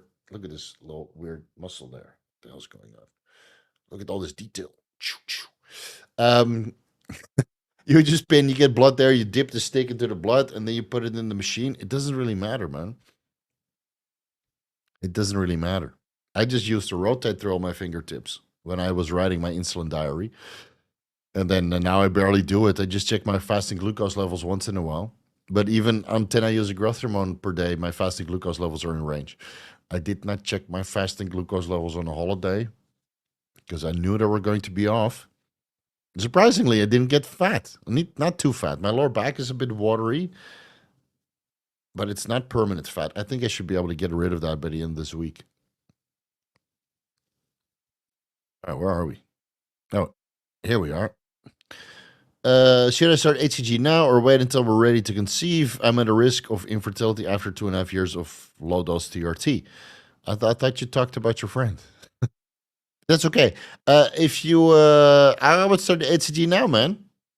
I mean, it takes a while to get your fertility parameters back. Maybe do a semen analysis now, see where it's at. Maybe you don't even need HCG. All right. So it really depends on where you are now. When you're ready to conceive, it takes about a year to really have good fertility parameters on HCG, and then another 3 to 6 months after coming off TRT to really have absolutely stellar fertility parameters on HCG plus FSH.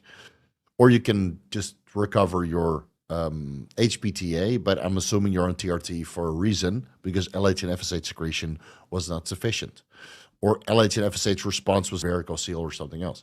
Right? This testicular obstruction or some sort of structural issue that means that you don't get enough blood flow or your testicles are not working, in which case the HCG and FSH might not work as well, but that's up to your organ imaging to determine.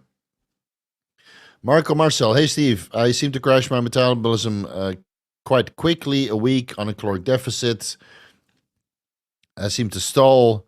Does that mean my metabolism is shit? It could be that you're just not getting the micronutrients or that your metabolism is really not on fire. So for a good metabolism, you need, well, iodine, obviously, for thyroid function, magnesium for a lot of metabolic processes, iron, vitamin D3, B vitamins. Basically, you need to cover all your micronutrients. Make sure that you're in a micronutrient sufficient state for the next 3 to 6 months while your caloric intake is nicely sufficiently high, that you're not missing workout sessions, that you're not missing daily fasted cardio. Then cut your calories, see what happens. It's you need to just make sure that everything's on point, and then when you do cut calories, that your micronutrient intake stays the same.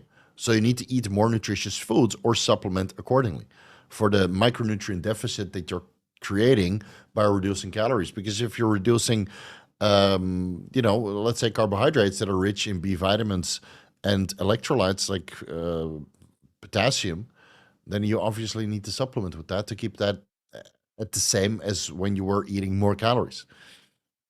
This is why I made that video about, calories in, calories out are a myth. Maybe when you guys are due for a little bit brain tease. Oh, and Greg Doucette also pinned on that. Because of course, if you say calories in, calories out is not the full story, then he shows up right away.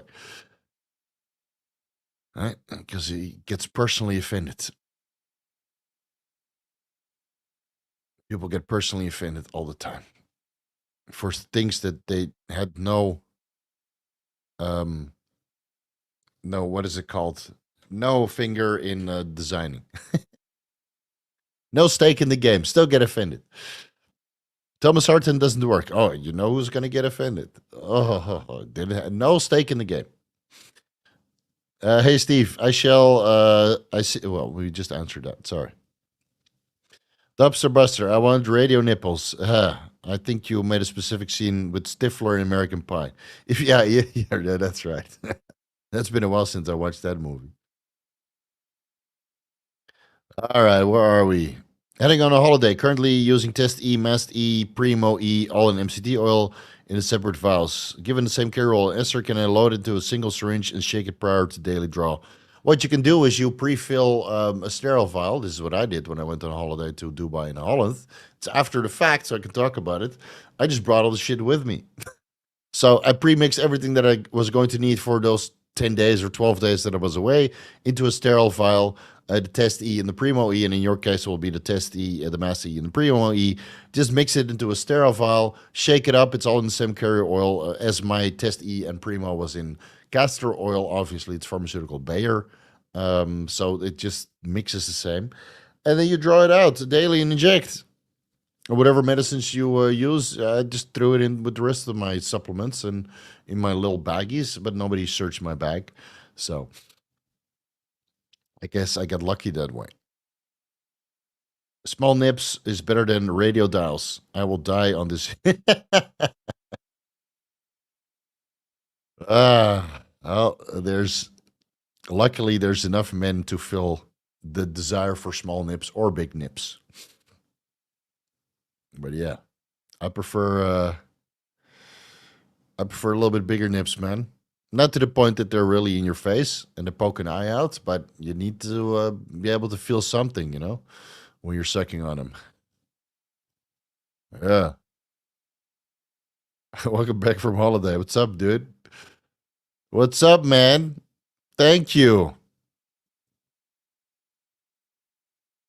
Is Clen only eliciting anti-catabolic effects when the stimulation of the beta receptors on muscle tissue is sufficient to cause the shakes? No, so that's for central nervous system stimulation, but at one point you build up a tolerance, so the shakes goes away.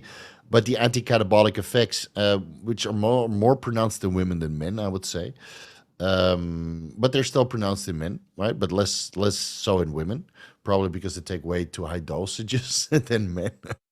Like women would go up to 80 micrograms, which would basically be like 140 micrograms for men. But men would never go up that high. We'd go up to like 80 micrograms too, right? But body weight differences are certainly there. So maybe it's a dose response that is different in women because the dosages are so high. Well, women like to abuse their Clen because they don't want to abuse the Anavar because they don't want to turn it to dudes. Or some of them do. But those are usually the horny ones because the Anavar is stimulating them too much and like, ooh, gotta write something. Well, I volunteer. I volunteered in the past to deal with the Anavar horniness. Anyway, what are we talking about? Oh, yeah, Clen cramps and anti-catabolic effects. Yes, that comes from the beta receptor stimulation, but also a little bit from the lipolysis, and now more fat is available for the muscle tissue to use for energy instead of dipping into amino acids, which are stored within. So you get an anti-catabolic effect through that.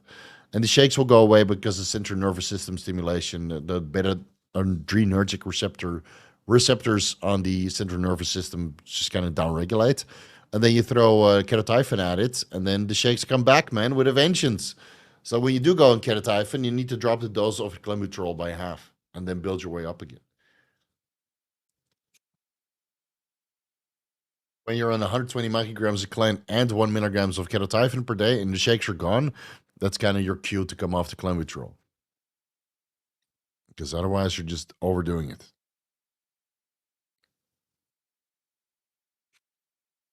Hey Steve, Anadrol only on days training for lagging body parts, low dose. You kind of answered your own question, right? 25 milligrams of Anadrol sublingually, 1 hour pre-workout or 30 minutes pre-workout, 2 times a week. Nothing wrong with that. I did that many times, or 50 milligrams once a week on leg day. Hell yes, I did do that not too long ago. So go for it. It works very well. Let's see what else is fun to answer.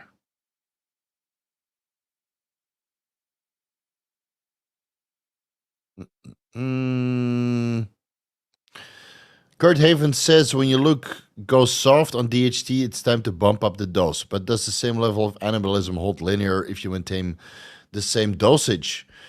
But does the same level of anabolism hold linear if you maintain the same dosage?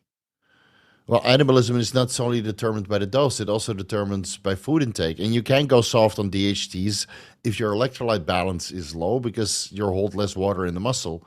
So, like Masteron, for example, it seems to promote a little bit of mineral excretion. Turinabol is known for this. And what is it called? Winstrol to a certain extent, right? Some DHTs just promote mineral excretion, and if you excrete too many minerals and not replenish them, then you might look soft because there's not so much fluid in the muscle. So if you look at all things and you look a little bit soft on DHTs, it could also be that you're just, your estrogen levels are very, very low. But let's say everything is right, and you start to look soft on DHTs, it just means that you built enough muscle to the point that you're not having enough androgens, anabolics in your system to sustain the full look, because you increase the muscle mass unless you increase your androgen receptors. And now this dose of steroids is not matching the androgen receptors that you have. And in this difference, you lose the hard look. So by increasing the dose to match the androgen receptors on this increased muscle mass that you have, you now get the look back. And this is why we usually start ramping up the dosages into the cells, because the more DHTs you take, the harder you look. Why do you think we throw in Things like Winstrol and halotestin. Well, halotestin is not a DHT, but it does give you a hard look. So usually by the time you walk into, you step on stage, DHTs and androgens overall is at an all-time high. Yeah. Temporarily to win. Coach has me dropped in Nabivol 5 milligrams and bring telmisartan from 20 to 40. Would this be the best for preserving heart health? If heart health is only reliant on blood pressure, then yes. But heart health is also reliant on inflammation and serum calcium and lipoproteins and, stimulant abuse or lack thereof, right? So in this case, if it's about blood pressure, then I would say in most cases, if blood pressure is managed on 40 milligrams telmisartan, I would say that heart health is preserved. But if you're using a lot of stimulants and your resting heart rate is very, very high, or you're in an overtrained state and you have to keep training for whatever reason, because you have to do a show or a competition, then I would prefer to run Nabivol than telmisartan. But that's just me. Not because a resting heart rate of 80 is not good either. But if your resting heart rate is like 50, because you do your daily fasted cardio and your electrolytes intake is good and you run taurine and ubiquinol and shilajit fulvic acid and PQQ, and you're not training insane all the freaking time, so you're always in this flight or fight state, and you're not using Trembolone, which can increase your resting heart rate, or clenbuterol, or T3, or ephedrine, or Subuterom GC1, which can also increase your resting heart rate a little bit. Then yeah, you don't need Nabivol. But if you're doing all of that, or even one of those, then you might need Nabivol over more telmisartan. This is why I preferred Nabivol in the past, because I would train like a fucking animal. Yes, like a fucking animal, which nowadays is frowned upon, because going to failure is a sin.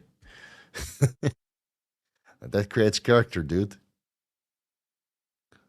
Keep doing those fucking concentration rows. Fucking sissies. Why are my lats not growing? You should need to do some fucking rows.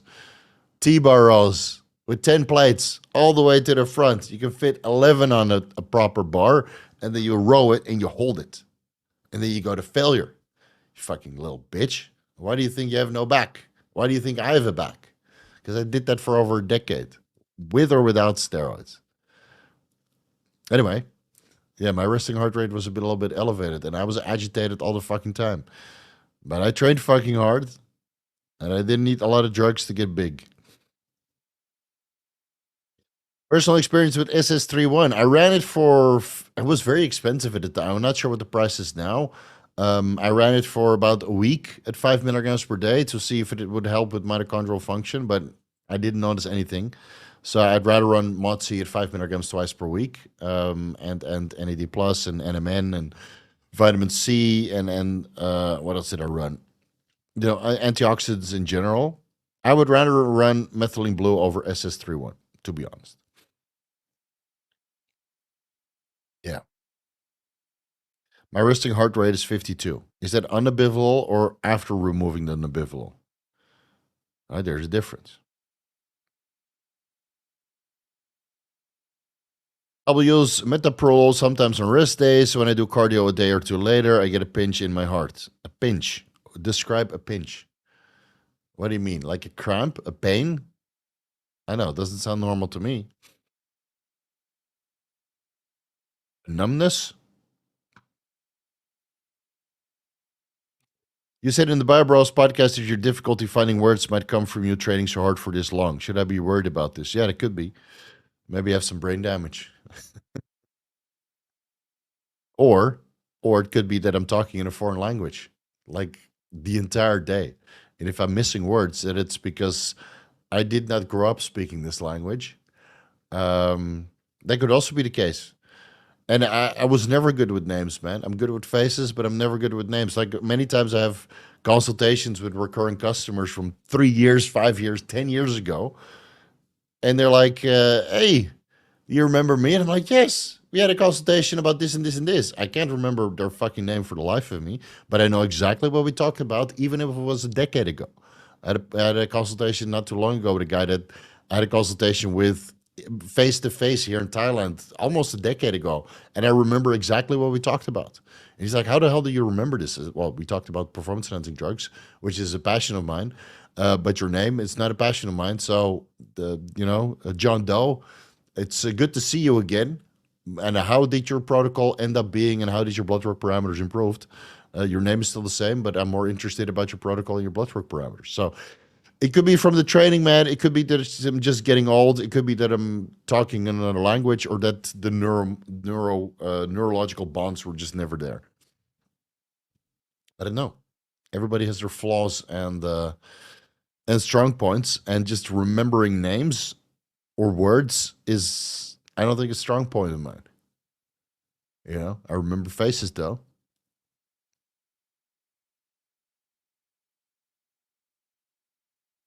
It's so hard to find master on enthate. Well, you need to find harder. Sharp pain, the more I keep running. Only happens after using beta blocker. Oh, that doesn't sound good to me. Go do an echo and or an MRI and see if there's any structural issues going on. And until that time, don't run a beta blocker, obviously. Doesn't sound good to me, dude. If I have a sharp pain while I keep running, I would do some imaging right away. I don't fuck around. You only got one heart. When it fails, you're fucked. Kidneys, you can find a replacement. Liver will regenerate. The muscles, when they get cut off, okay, you'll deal with it, right? Life without a hand, it's fine. Life without a heart or a brain, it's kind of terminal. Steve, what are your thoughts on donepezil as an alternative for ginkgo? I never looked into donepezil, to be honest. I know Leo was high on that. I know some people use donepezil and they're high on it, or like not high as in it's wheat, but they liked it. But I never really looked into it, and I never really felt the need to look into it or felt an interest to use it. And ginkgo biloba, I think it's in my respawn. So, have you seen Chase Irons' reaction to Greg? Yes, I actually commented, and I just talked about it maybe 30 minutes ago. So when this podcast is done and the timestamps are there, then go watch that segment where we talked about it. What do you think about NCR therapy? Balloons in the nose. Never heard about it. I like to take some Semax up my nose and cocaine back in the day. Yeah, but I haven't partied in over a decade, so no coke for me. Actually, it's been longer. When was the last time I took coke? I think it must have been, I think it was before I traveled, or maybe after. Maybe 27, 28. Man, that's a long time ago. Certainly not doing that in my 40s. Unlike somebody we know. That's a major allegation. Oh, at least I didn't make my life off doing natty or not. Vigorous question. I got back from the doctors today. I have a dislocated clavicle from my shoulder joint. Should I hold off on training my right side, the good side, muscle imbalance? Actually, there's some scientific evidence that shows if you train the other side, that the muscle on the side that is injured actually stays. Now, when I broke my leg, I still went to the gym and trained my left side. When I broke my right leg, and my right leg ended up like this, and my left leg was like gigantic. But I was also hopping around because I hated those crutches. So maybe I got some additional stimulation on my left leg. So I had like a giant left leg and a little stub, like Deadpool. And that was his hand, right? Oh, his legs also got cut off. And in the boys, that lady cut her leg off also in the last episode of The Boys. Spoiler, season 4. And then you saw a little shot of her leg growing back. Superheroes, man. Anyway, that doesn't happen to humans, but it did happen to me when I broke my leg. My left leg was huge, and my right leg was tiny. It was straight up and down. It looked horrendous. So in my case, it didn't work, but maybe in your case, if it's dislocated, you keep training the other side. By all means, man, it can't hurt. Just don't do anything that would aggravate the side that was hurt. Did you start methylene blue already? No, not yet, but it might be on the way, allegedly. Allegedly, methylene blue is on the way. Thoughts on Turinabol versus Anavar on a cut? You must be new to the channel. Can somebody fill him in? Guys, tell Judge Winter what the best protocol would be. And powerlifter, how would you structure your TRT if you're estrogen sensitive? Using an AI is a shitty route. No, I'm not against using AIs at all, but I just linked them already down below. So make sure that your body fat levels are low. Make sure that you're not in a micronutrient deficient state where you would otherwise be a heavy aromatizer. And then use AI after you do daily subcutaneous micropenetrations, if your blood work needs it. Steve on Compound V, yes. Yes. I'd be like Homelander, though. I know a couple guys I would like to laser. Or tear it in half. I know a couple guys. I wouldn't get away with it, though. There's that. Even Homelander meets his demise. Go read the comics.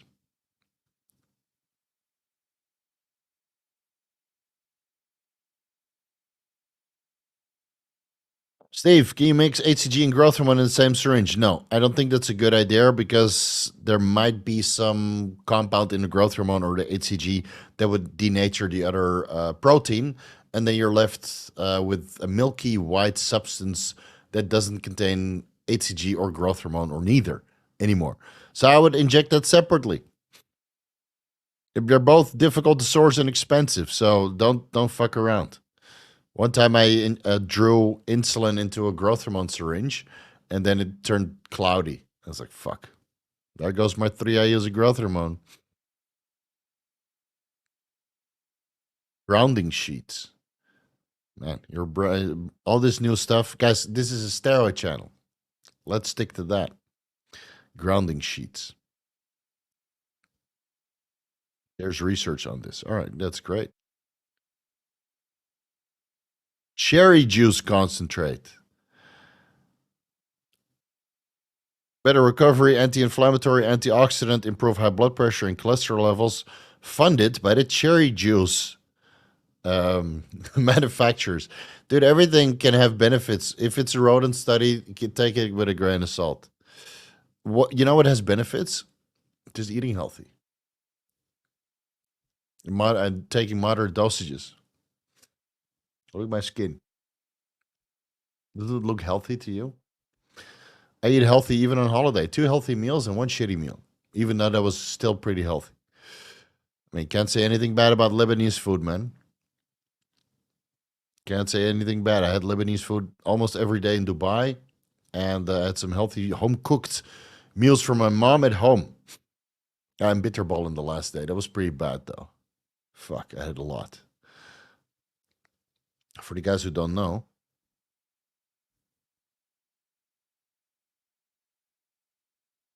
is there an English Wikipedia page dedicated to bitterballing? There it is. All right, I'll link it down below.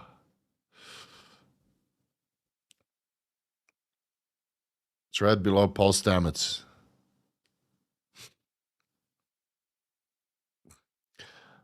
Dutch meat-based snack made by making a very thick beef stew thickened with roux and beef stock, generously loaded with meat, refrigerated until firm, then rolled in a thick mixture into balls and then breaded and fried. Seasoned with, what is it called? Onion, salt, pepper, parsley, nutmeg, curry powder, and then we dip that in mustard. Yeah. Good shit. Not healthy at all.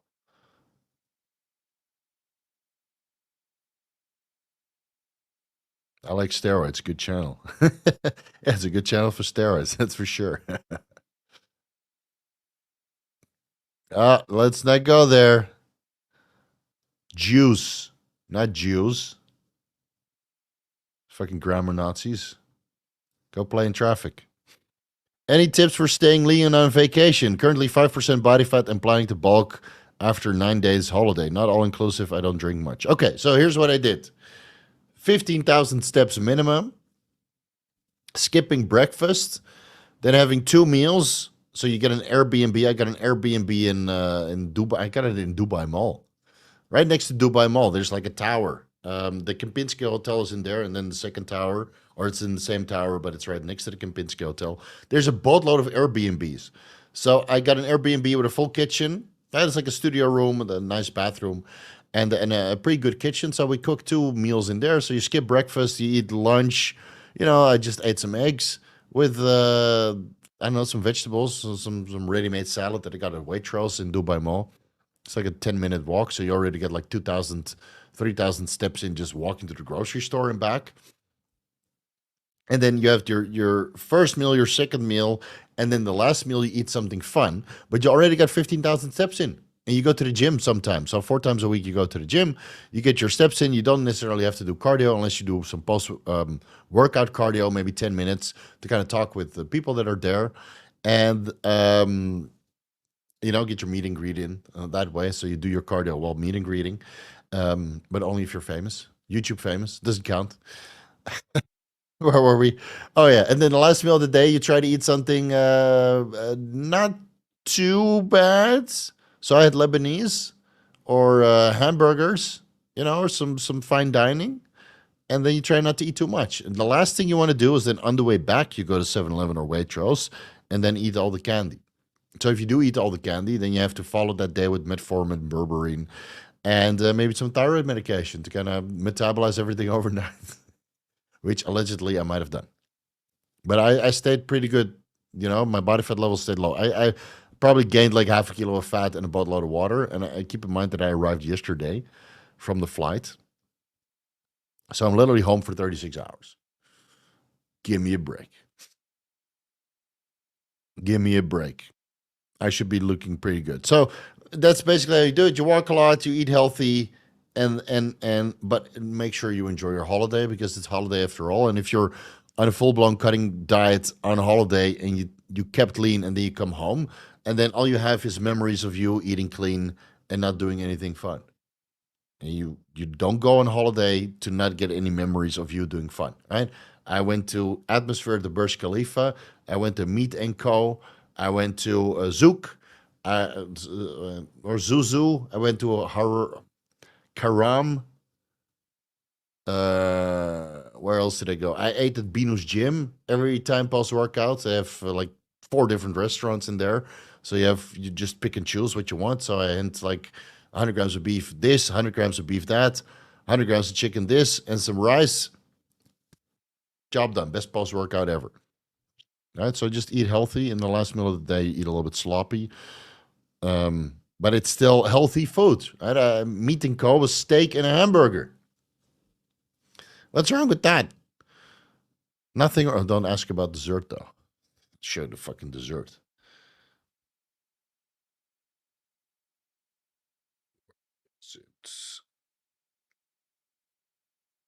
Or probably all on my wife's phone. Oh, no, here.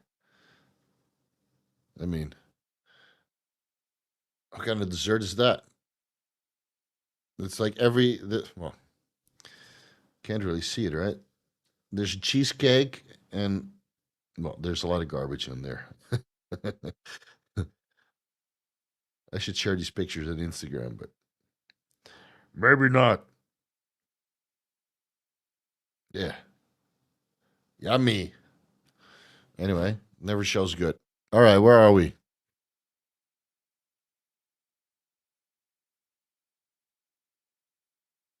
Have you seen Joe Rogan with the Enhanced Games, guys? Yes, of course. I watched that right away. It was going well until I said trans guy on PEDs against women would be fair. Yeah, that's always a bit of a hot topic. So I think we discussed that on my podcast with Dr. Aaron de Souza as well.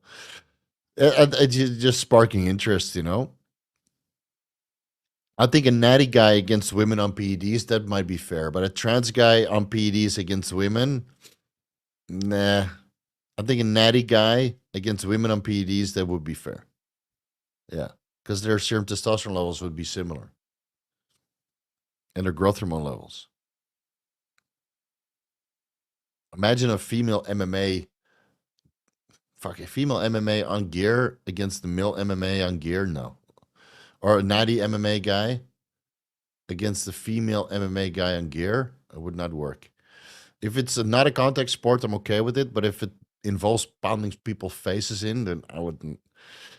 No, I wouldn't be for it. All right, I think it's time for a bathroom break, and then we're going to continue for another 30 minutes because I know you guys are lusty to get your questions in. Because it's been a while. 1 minute.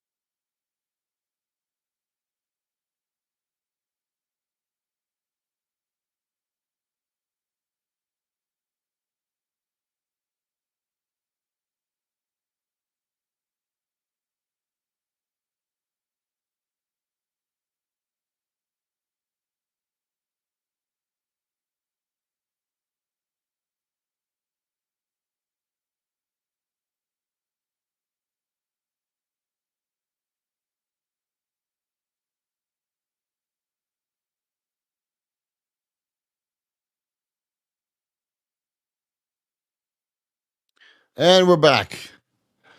All right. Did I miss any? I think this one is due for an answer. StruZU7. My total testosterone is 1400 nanograms per deciliter. SHBG is 70 nanomoles per liter. I'm natty. Sounds like androgen insensitivity syndrome. I feel normal and don't grow much. You wouldn't tell my testosterone is high. Is any way to make more out of my natural testosterone and decrease SHBG? So in this case, a protocol for you would be to add in some zinc, 50 milligrams per day, boron, 6 milligrams per day, magnesium, see how much you get from your diet, and then start supplementing to about 1,500, 2,000 milligrams per day. So you start with 100 milligrams magnesium with each meal and slowly ramp that up to 200 milligrams magnesium with each meal, assuming you eat about 4 to 5 meals per day, but not too much to the point you get diarrhea. Vitamin D3, get that in. Some carnitine, and do some exercise. Eat more carbohydrates to bring your SHBG down, and then see if that has a difference. It could be that your testosterone is just not getting to the androgen receptor and just floating around in the bloodstream, and you need to increase androgen receptor density and function with zinc, magnesium, vitamin D3, exercise, and potentially carnitine. Give that a try for about 3 to 6 months. See if it improves. Carbohydrates and boron to reduce your SHBG level, freeing up more testosterone. But in the end, SHBG just delivers testosterone to tissue, and then the testosterone will diffuse from the SHBG and interact with the androgen receptor. So just because SHBG is high in bloodstream and a lot of testosterone is bound in the bloodstream, doesn't mean it doesn't get to the androgen receptor. So keep this in mind, right? You're testing whatever is going on in serum, not what's going on in the skeletal muscle. For that, you would need to do a biopsy of skeletal muscle. Yeah, give it a try. Just follow the lifestyle. Basically, follow everything that I advise here. Eat healthy, get a lot of micronutrients in, train hard, and then see if things improve. And if you feel normal and you don't grow much, maybe you're not eating enough, and maybe you're not training hard enough. Let's say it.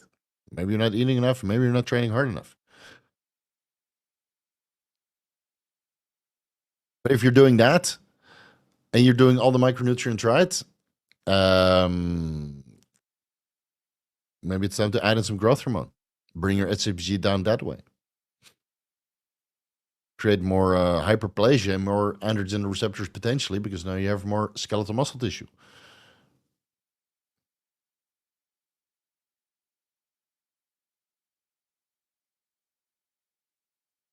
Z Collective doesn't believe in taking IGF-1.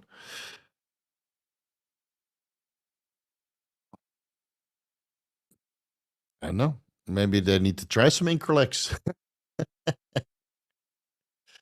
Everybody that I talked to that used Increlex was pretty happy, unless we talked about the price. I don't know. I don't really follow what Joe or those guys at Physique Collective do. I barely follow anybody unless I talk to them personally. So that's Dr. Dean St. Martin, Kurt, Paul, Chase. I talk with those guys personally.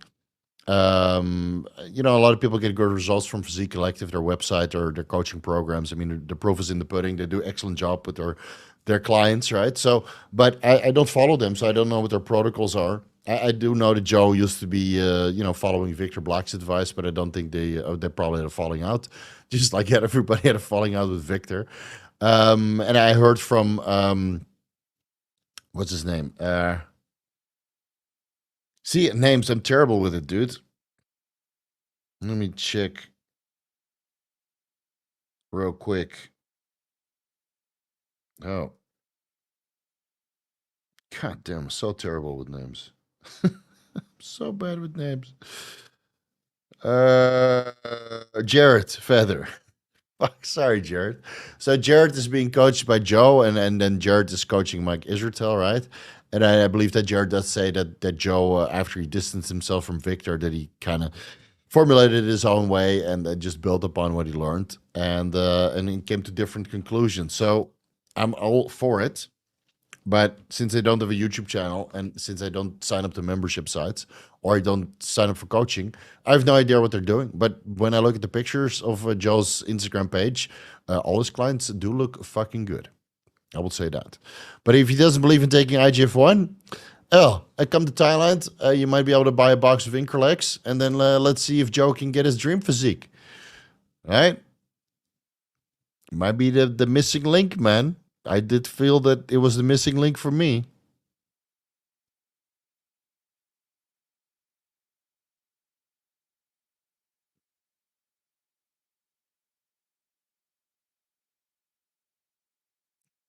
Let's see if there's something interesting. You guys are talking about yourself now? Okay.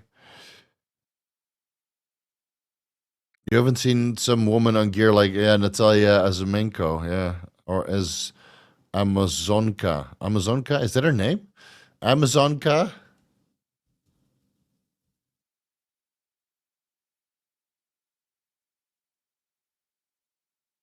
Oh, it's Natalia. Yeah, that's Nuts Kuznetsova. Yeah, she's pretty jacked. Also using a little bit of Adobe Gains, though. Many Adobe Gains in the waist.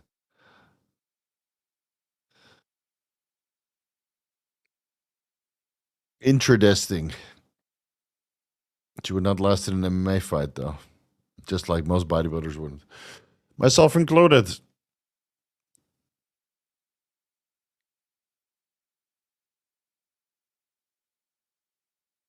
Can you do 3-month cycle of test suspension? Would that be beneficial with 25 milligrams Anavar? I think your body would be in so much pain from the post-injection pain that you would want to build a time machine and go back 3 months and tell yourself not to do that ever again. Ouch. Sounds painful.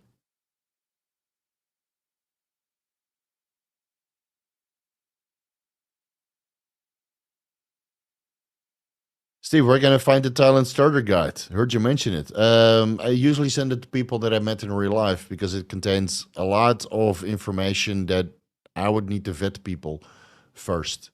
So I don't send that out for free. So show up to the Muscle Factory 9 p.m. And if you're not a creep, and I might send it to you. Some guy showed up not too long ago. Steve, I want to buy your insulin ebook, but I can't use my credit card. I said, okay, I'll work something out. So we had a good chat, and then I sorted him out. All right, but he was a cool guy. Knew other people from the gym. So for some information that it shouldn't be public, it should just get vetted first. And for that, I need to meet you in person, man. Biscup, do you think left ventricular hypertrophy is caused by PED abuse only? No, you can have LVH just naturally, or you can get it if you don't manage your blood pressure by going on TRT. Also cases of guys getting LVH on TRT because they don't manage their blood pressure. Because they go on TRT because their testosterone levels were low, but their low testosterone were a lifestyle disease, similar to how diabetes is a lifestyle disease. So they didn't start eating better and fix their lifestyle issues, causing them low testosterone. So they went to TRT, the testosterone levels weren't up, but their lifestyle issues didn't improve. So their blood pressure didn't improve, actually got worse. And then you get LVH. That's why I always tell guys, follow the lifestyle first, and then you can take some PEDs. It doesn't seem to be caused by not controlling side effects like high blood pressure rather than high androgen levels. I mean, it can be, obviously, it can be caused by high androgen levels, but if it's moderate dosages, I don't see a reason why it would occur if you follow the lifestyle. I know guys that do everything right, really abuse performance-enhancing drugs, and while they might have a larger heart, right, it's uniformly enlarged, so they don't have left ventricular hypertrophy or regurgitation of the atrium or the ventricles. Right, the heart is just bigger, so maybe it's increased by 25%, but it functions normally. Of course, at one point the heart gets so big, like Dallas McCarver, for example, it was 800 or 900 grams, and then the signaling of the contraction is no longer proper, and it doesn't contract properly. So it contracts like this, right? Instead of doing this, it contracts like a wave. So that is problematic. Then again, there's animals in the animal kingdom with hearts infinitely times larger than ours, uniformly larger, and they contract perfectly fine. So there's a limit to what you can do as a human, and otherwise you need to turn yourself into an animal with a larger heart. Maybe you need to transform yourself into a Belgian blue so you can be jacked as fuck. Then inevitably you might end up in somebody's dinner table. Understandable. Are you in Pattaya? No. No, I'm in Bangkok, buddy. No. Pattaya is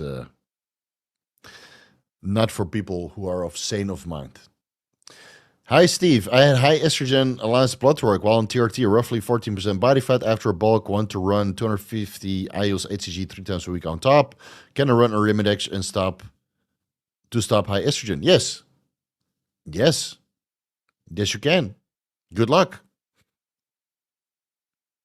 Would be cool to have a billionaire who would fund decent TRT PED research so we can know more rather than extrapolate from other research. Yeah.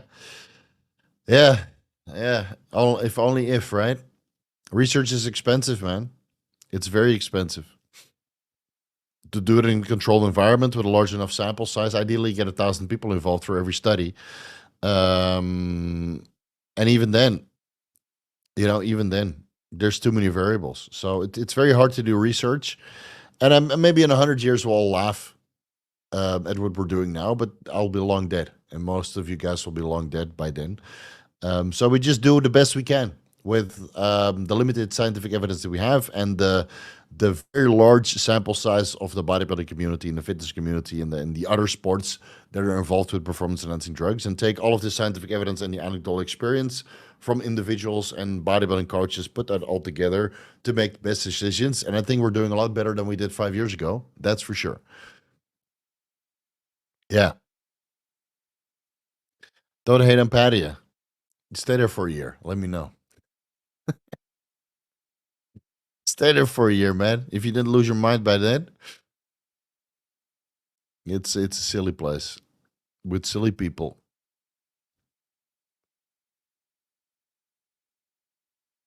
Rick Boker wants to know how long did I train natural? So I trained natural from 15 to 26 years old. So that's 11 years. That's unheard of nowadays. But yeah, I'm happy that I did it. Did I have a crazy natural physique? No. Could I have improved it with the knowledge we have today? Absolutely. But I didn't have access to that. We didn't have natural bodybuilding coaches. We didn't have YouTube. We didn't have 3D Muscle Journey. We didn't have natural bodybuilding forums, only drug forums. So at one point, I decided to take the plunge. But yeah, if I had the knowledge, I think I could have gained another 5 pounds, 2 to 3 kilos, maybe, and look a little bit leaner. Would I look absolutely stellar? No. Would I look good, respectable? Yes, but I did look respectable back then. You know, I was able to get laid and have a six pack and you know have decent lifts, and I could have improved maybe 10%. Lifted 30 years natural. Okay, good. Keep going, man. Keep going. The longer you can hold out, the better. I just wanted to see what all the fuss was all about. Get Elon Musk or Jeff Bezos on board for PED research. Well, Bezos is probably on TRT, so he would be the one to fund it. And Elon Musk, it wouldn't surprise me if he's dipping into the nootropics. So he could fund the nootropic research. But fuck. It would be a fucking charity project for those guys.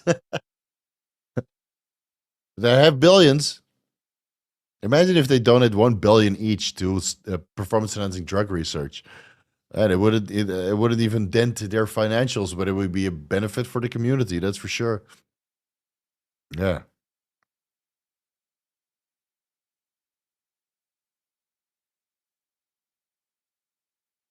Don't ask about sources, man.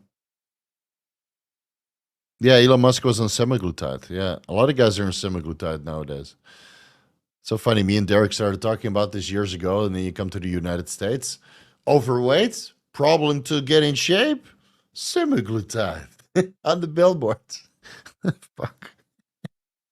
Imagine if Mirabegron would be on there in 2 or 3 years. I'm not going to take credit for it. Somebody brought it to my attention, but I will take the credit for popularizing it. Yeah. Super sticker, much appreciated, man. Look at those biceps. Hell yeah. You put a filter on it, though. This is the bicep in question, in case you're wondering. That's J. Jaw's bicep in his profile picture. You even get the little thummy, the little finger that I never seem to flex. Oh, cannons.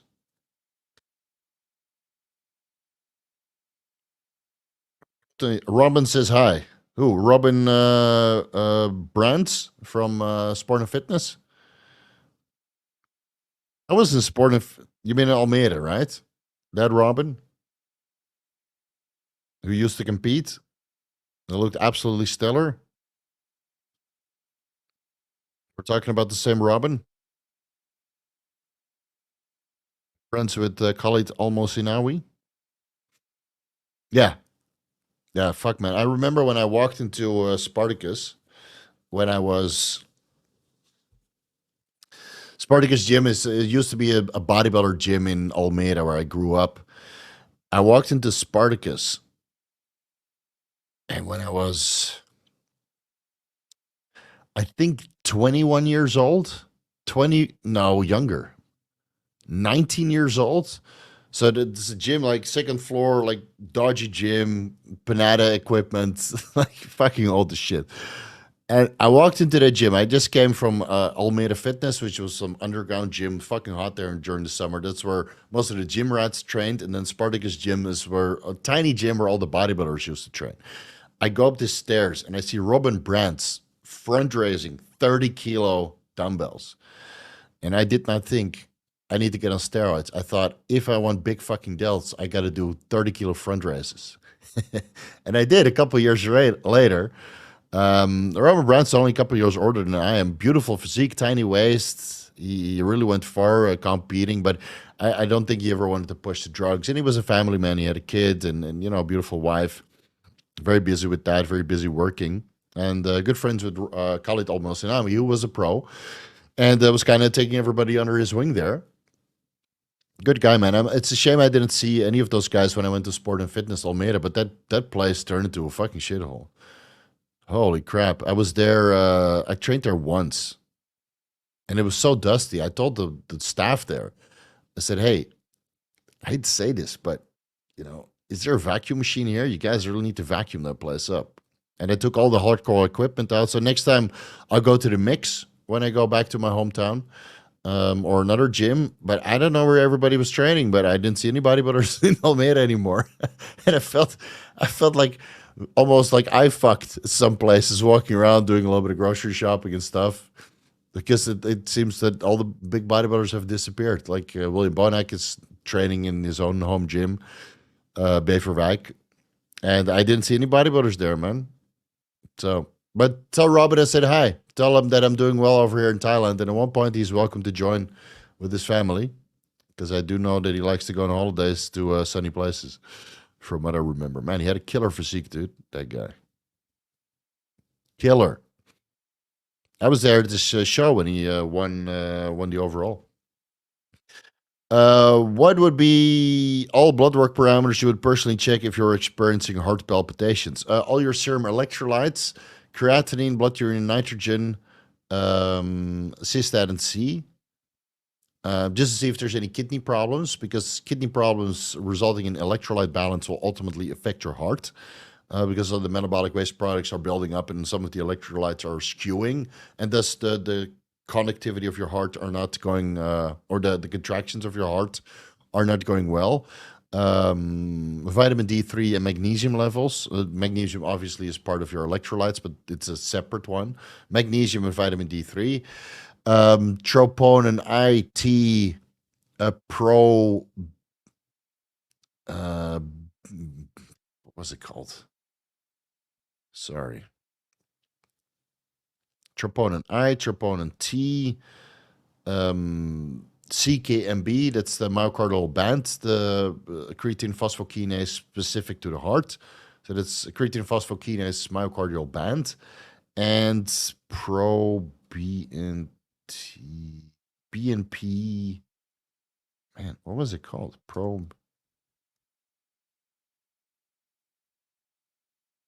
NT-proBNP detects heart failure by measuring the amounts of BNP. It's a prohormone for NT-proBNP in bloodstream. High levels of NT-proBNP are signs that the heart has to work too hard to pump blood. Yeah. B-type natriuretic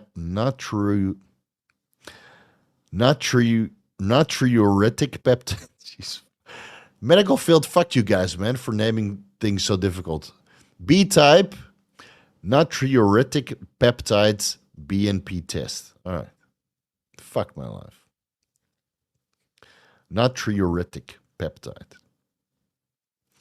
Anyway, that's the one I would check.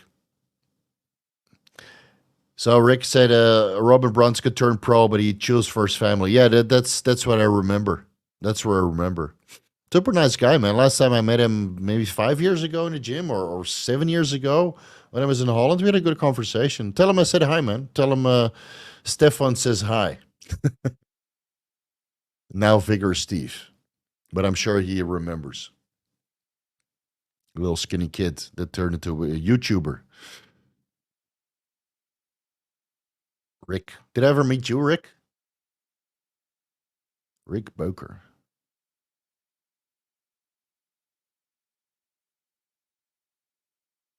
He also wants to know if peptides are going to be the new anabolics. No, they work very well in synergy, though. So you take the anabolics and the peptides allow you to use less anabolics. So with growth hormone, IGF-1, insulin, and some of the other peptides mixed in, I think you can just use less anabolics. So instead of running 3 grams, you can run 1.5 grams. Or instead of running 2 grams, you can run 1 gram. And this way you will do less damage.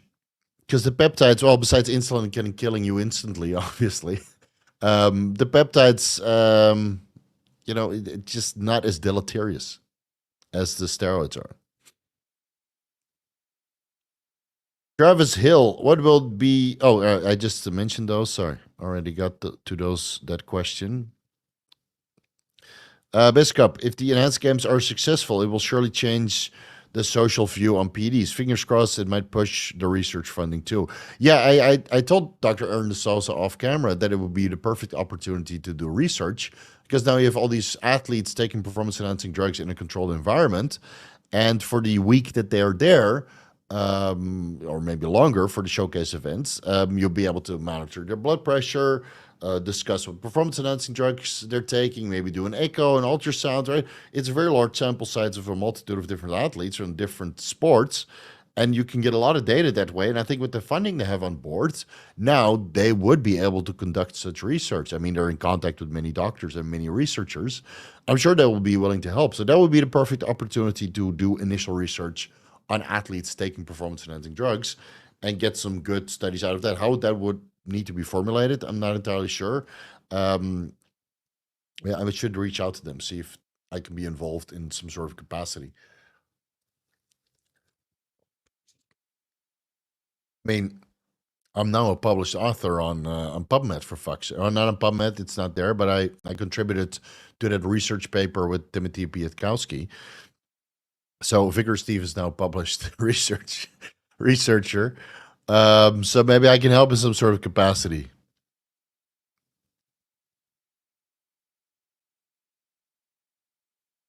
All right. Patrick, what info do you have on SCV? Head wrinkles. I have no idea. I don't know, buddy. I don't even know what that is. You mean these wrinkles? You see this? So I never knew what this was, right? This. And on one side I have it more than the other side. I think here's more. Here. See that? You know what it's from? Sleeping on my side. So when I sleep on this side the whole time, right? And then I wake up and I'm like, why are my wrinkles so pronounced? Well, it's because I'm sleeping on the pillow and this is just being pushed up. See? So this side is worse than this side, even though this is also pretty bad, because I just sleep like that. That's the same as raising your eyebrows or doing your face like this. You get wrinkles. So this, in my case, is just from sleeping. And I've seen it very, very bad in some people. So maybe they sleep a lot more than I do. Yeah, so sleep on your back. Then you get this. That's whatever the fuck that is. Back to vacation. Currently on 50 milligrams Mirabegron. Any point on bringing it? No, because on vacation you need to relax from the drugs. I didn't bring the Mirabegron with me. I just brought my TRT. I stopped the growth hormone. I stopped the Increlex. I stopped everything else. I just brought, well, TRT plus Primobolan, right? Plus Anavar. Fuck it. Need those pumps in Bino's gym. And training with Wesley Vissers. I can't look small, obviously. So I brought my steroids. But the Mirabegron and anything fat burning or anything that would cause water retention, I would not bring. Just relax. Bring Retritudide up to dose. Okay, yeah, you can do that if you're afraid to eat too much. But then again, you know, you should also be enjoying food when you're on holiday, man. Fuck, relax, dude. Your vacation is what, 2 weeks? You want to sit there feeling no appetite and nauseous? Fuck no, man. Enjoy yourself. Enjoy yourself. Eat some fucking food. If it's 1 meal per day, it's fine. And just do a lot of steps. You'll stay lean. All right, guys, let's wrap it up here. I think it's time to go to bed. And I got a dinner date with my growth hormone. I got some growth hormone to pin, man. I've seen the Dr. Vigorous Steve. All right. Got it started, growth hormone. All right. Guys, leave a like on your way out. We'll do a Vigorous Q&A this Saturday. I don't think there'll be any other videos this week. I'm still preparing for some videos. I think next week I'll start recording the Nandrolone videos, but my editor needs to have some early material first because the Nandrolone deep dive will take me multiple days to record. I already know. A lot of medical jargon, a lot of stumbling over my words. So give me a few days to record that. I'll record some videos this week, and hopefully we can drop that next week. We'll got a workout with Wesley Vissers that will be on his YouTube channel. We got a podcast with Wesley Vissers that will be on my YouTube channel. We'll drop at the exact same time. I guess that's it. So give that video, that workout with Dr. Dean St. Mart a watch. It's already linked down below. and other stuff is linked down below as well. So this was fun. Enjoy your Wednesday. I was going to say enjoy your weekend, but it's fucking Wednesday. I enjoyed this a lot. It was good to talk to you guys again. I'll talk to you again on Saturday, so you only have to wait 3 days, and then I'm back for more. Hopefully there'll be some super chats, because otherwise I don't know what to do with this YouTube. No, it's fine. I'll see you guys on Saturday, okay? Peace out. And you don't have to wait too long for some more silliness with Uncle Steve.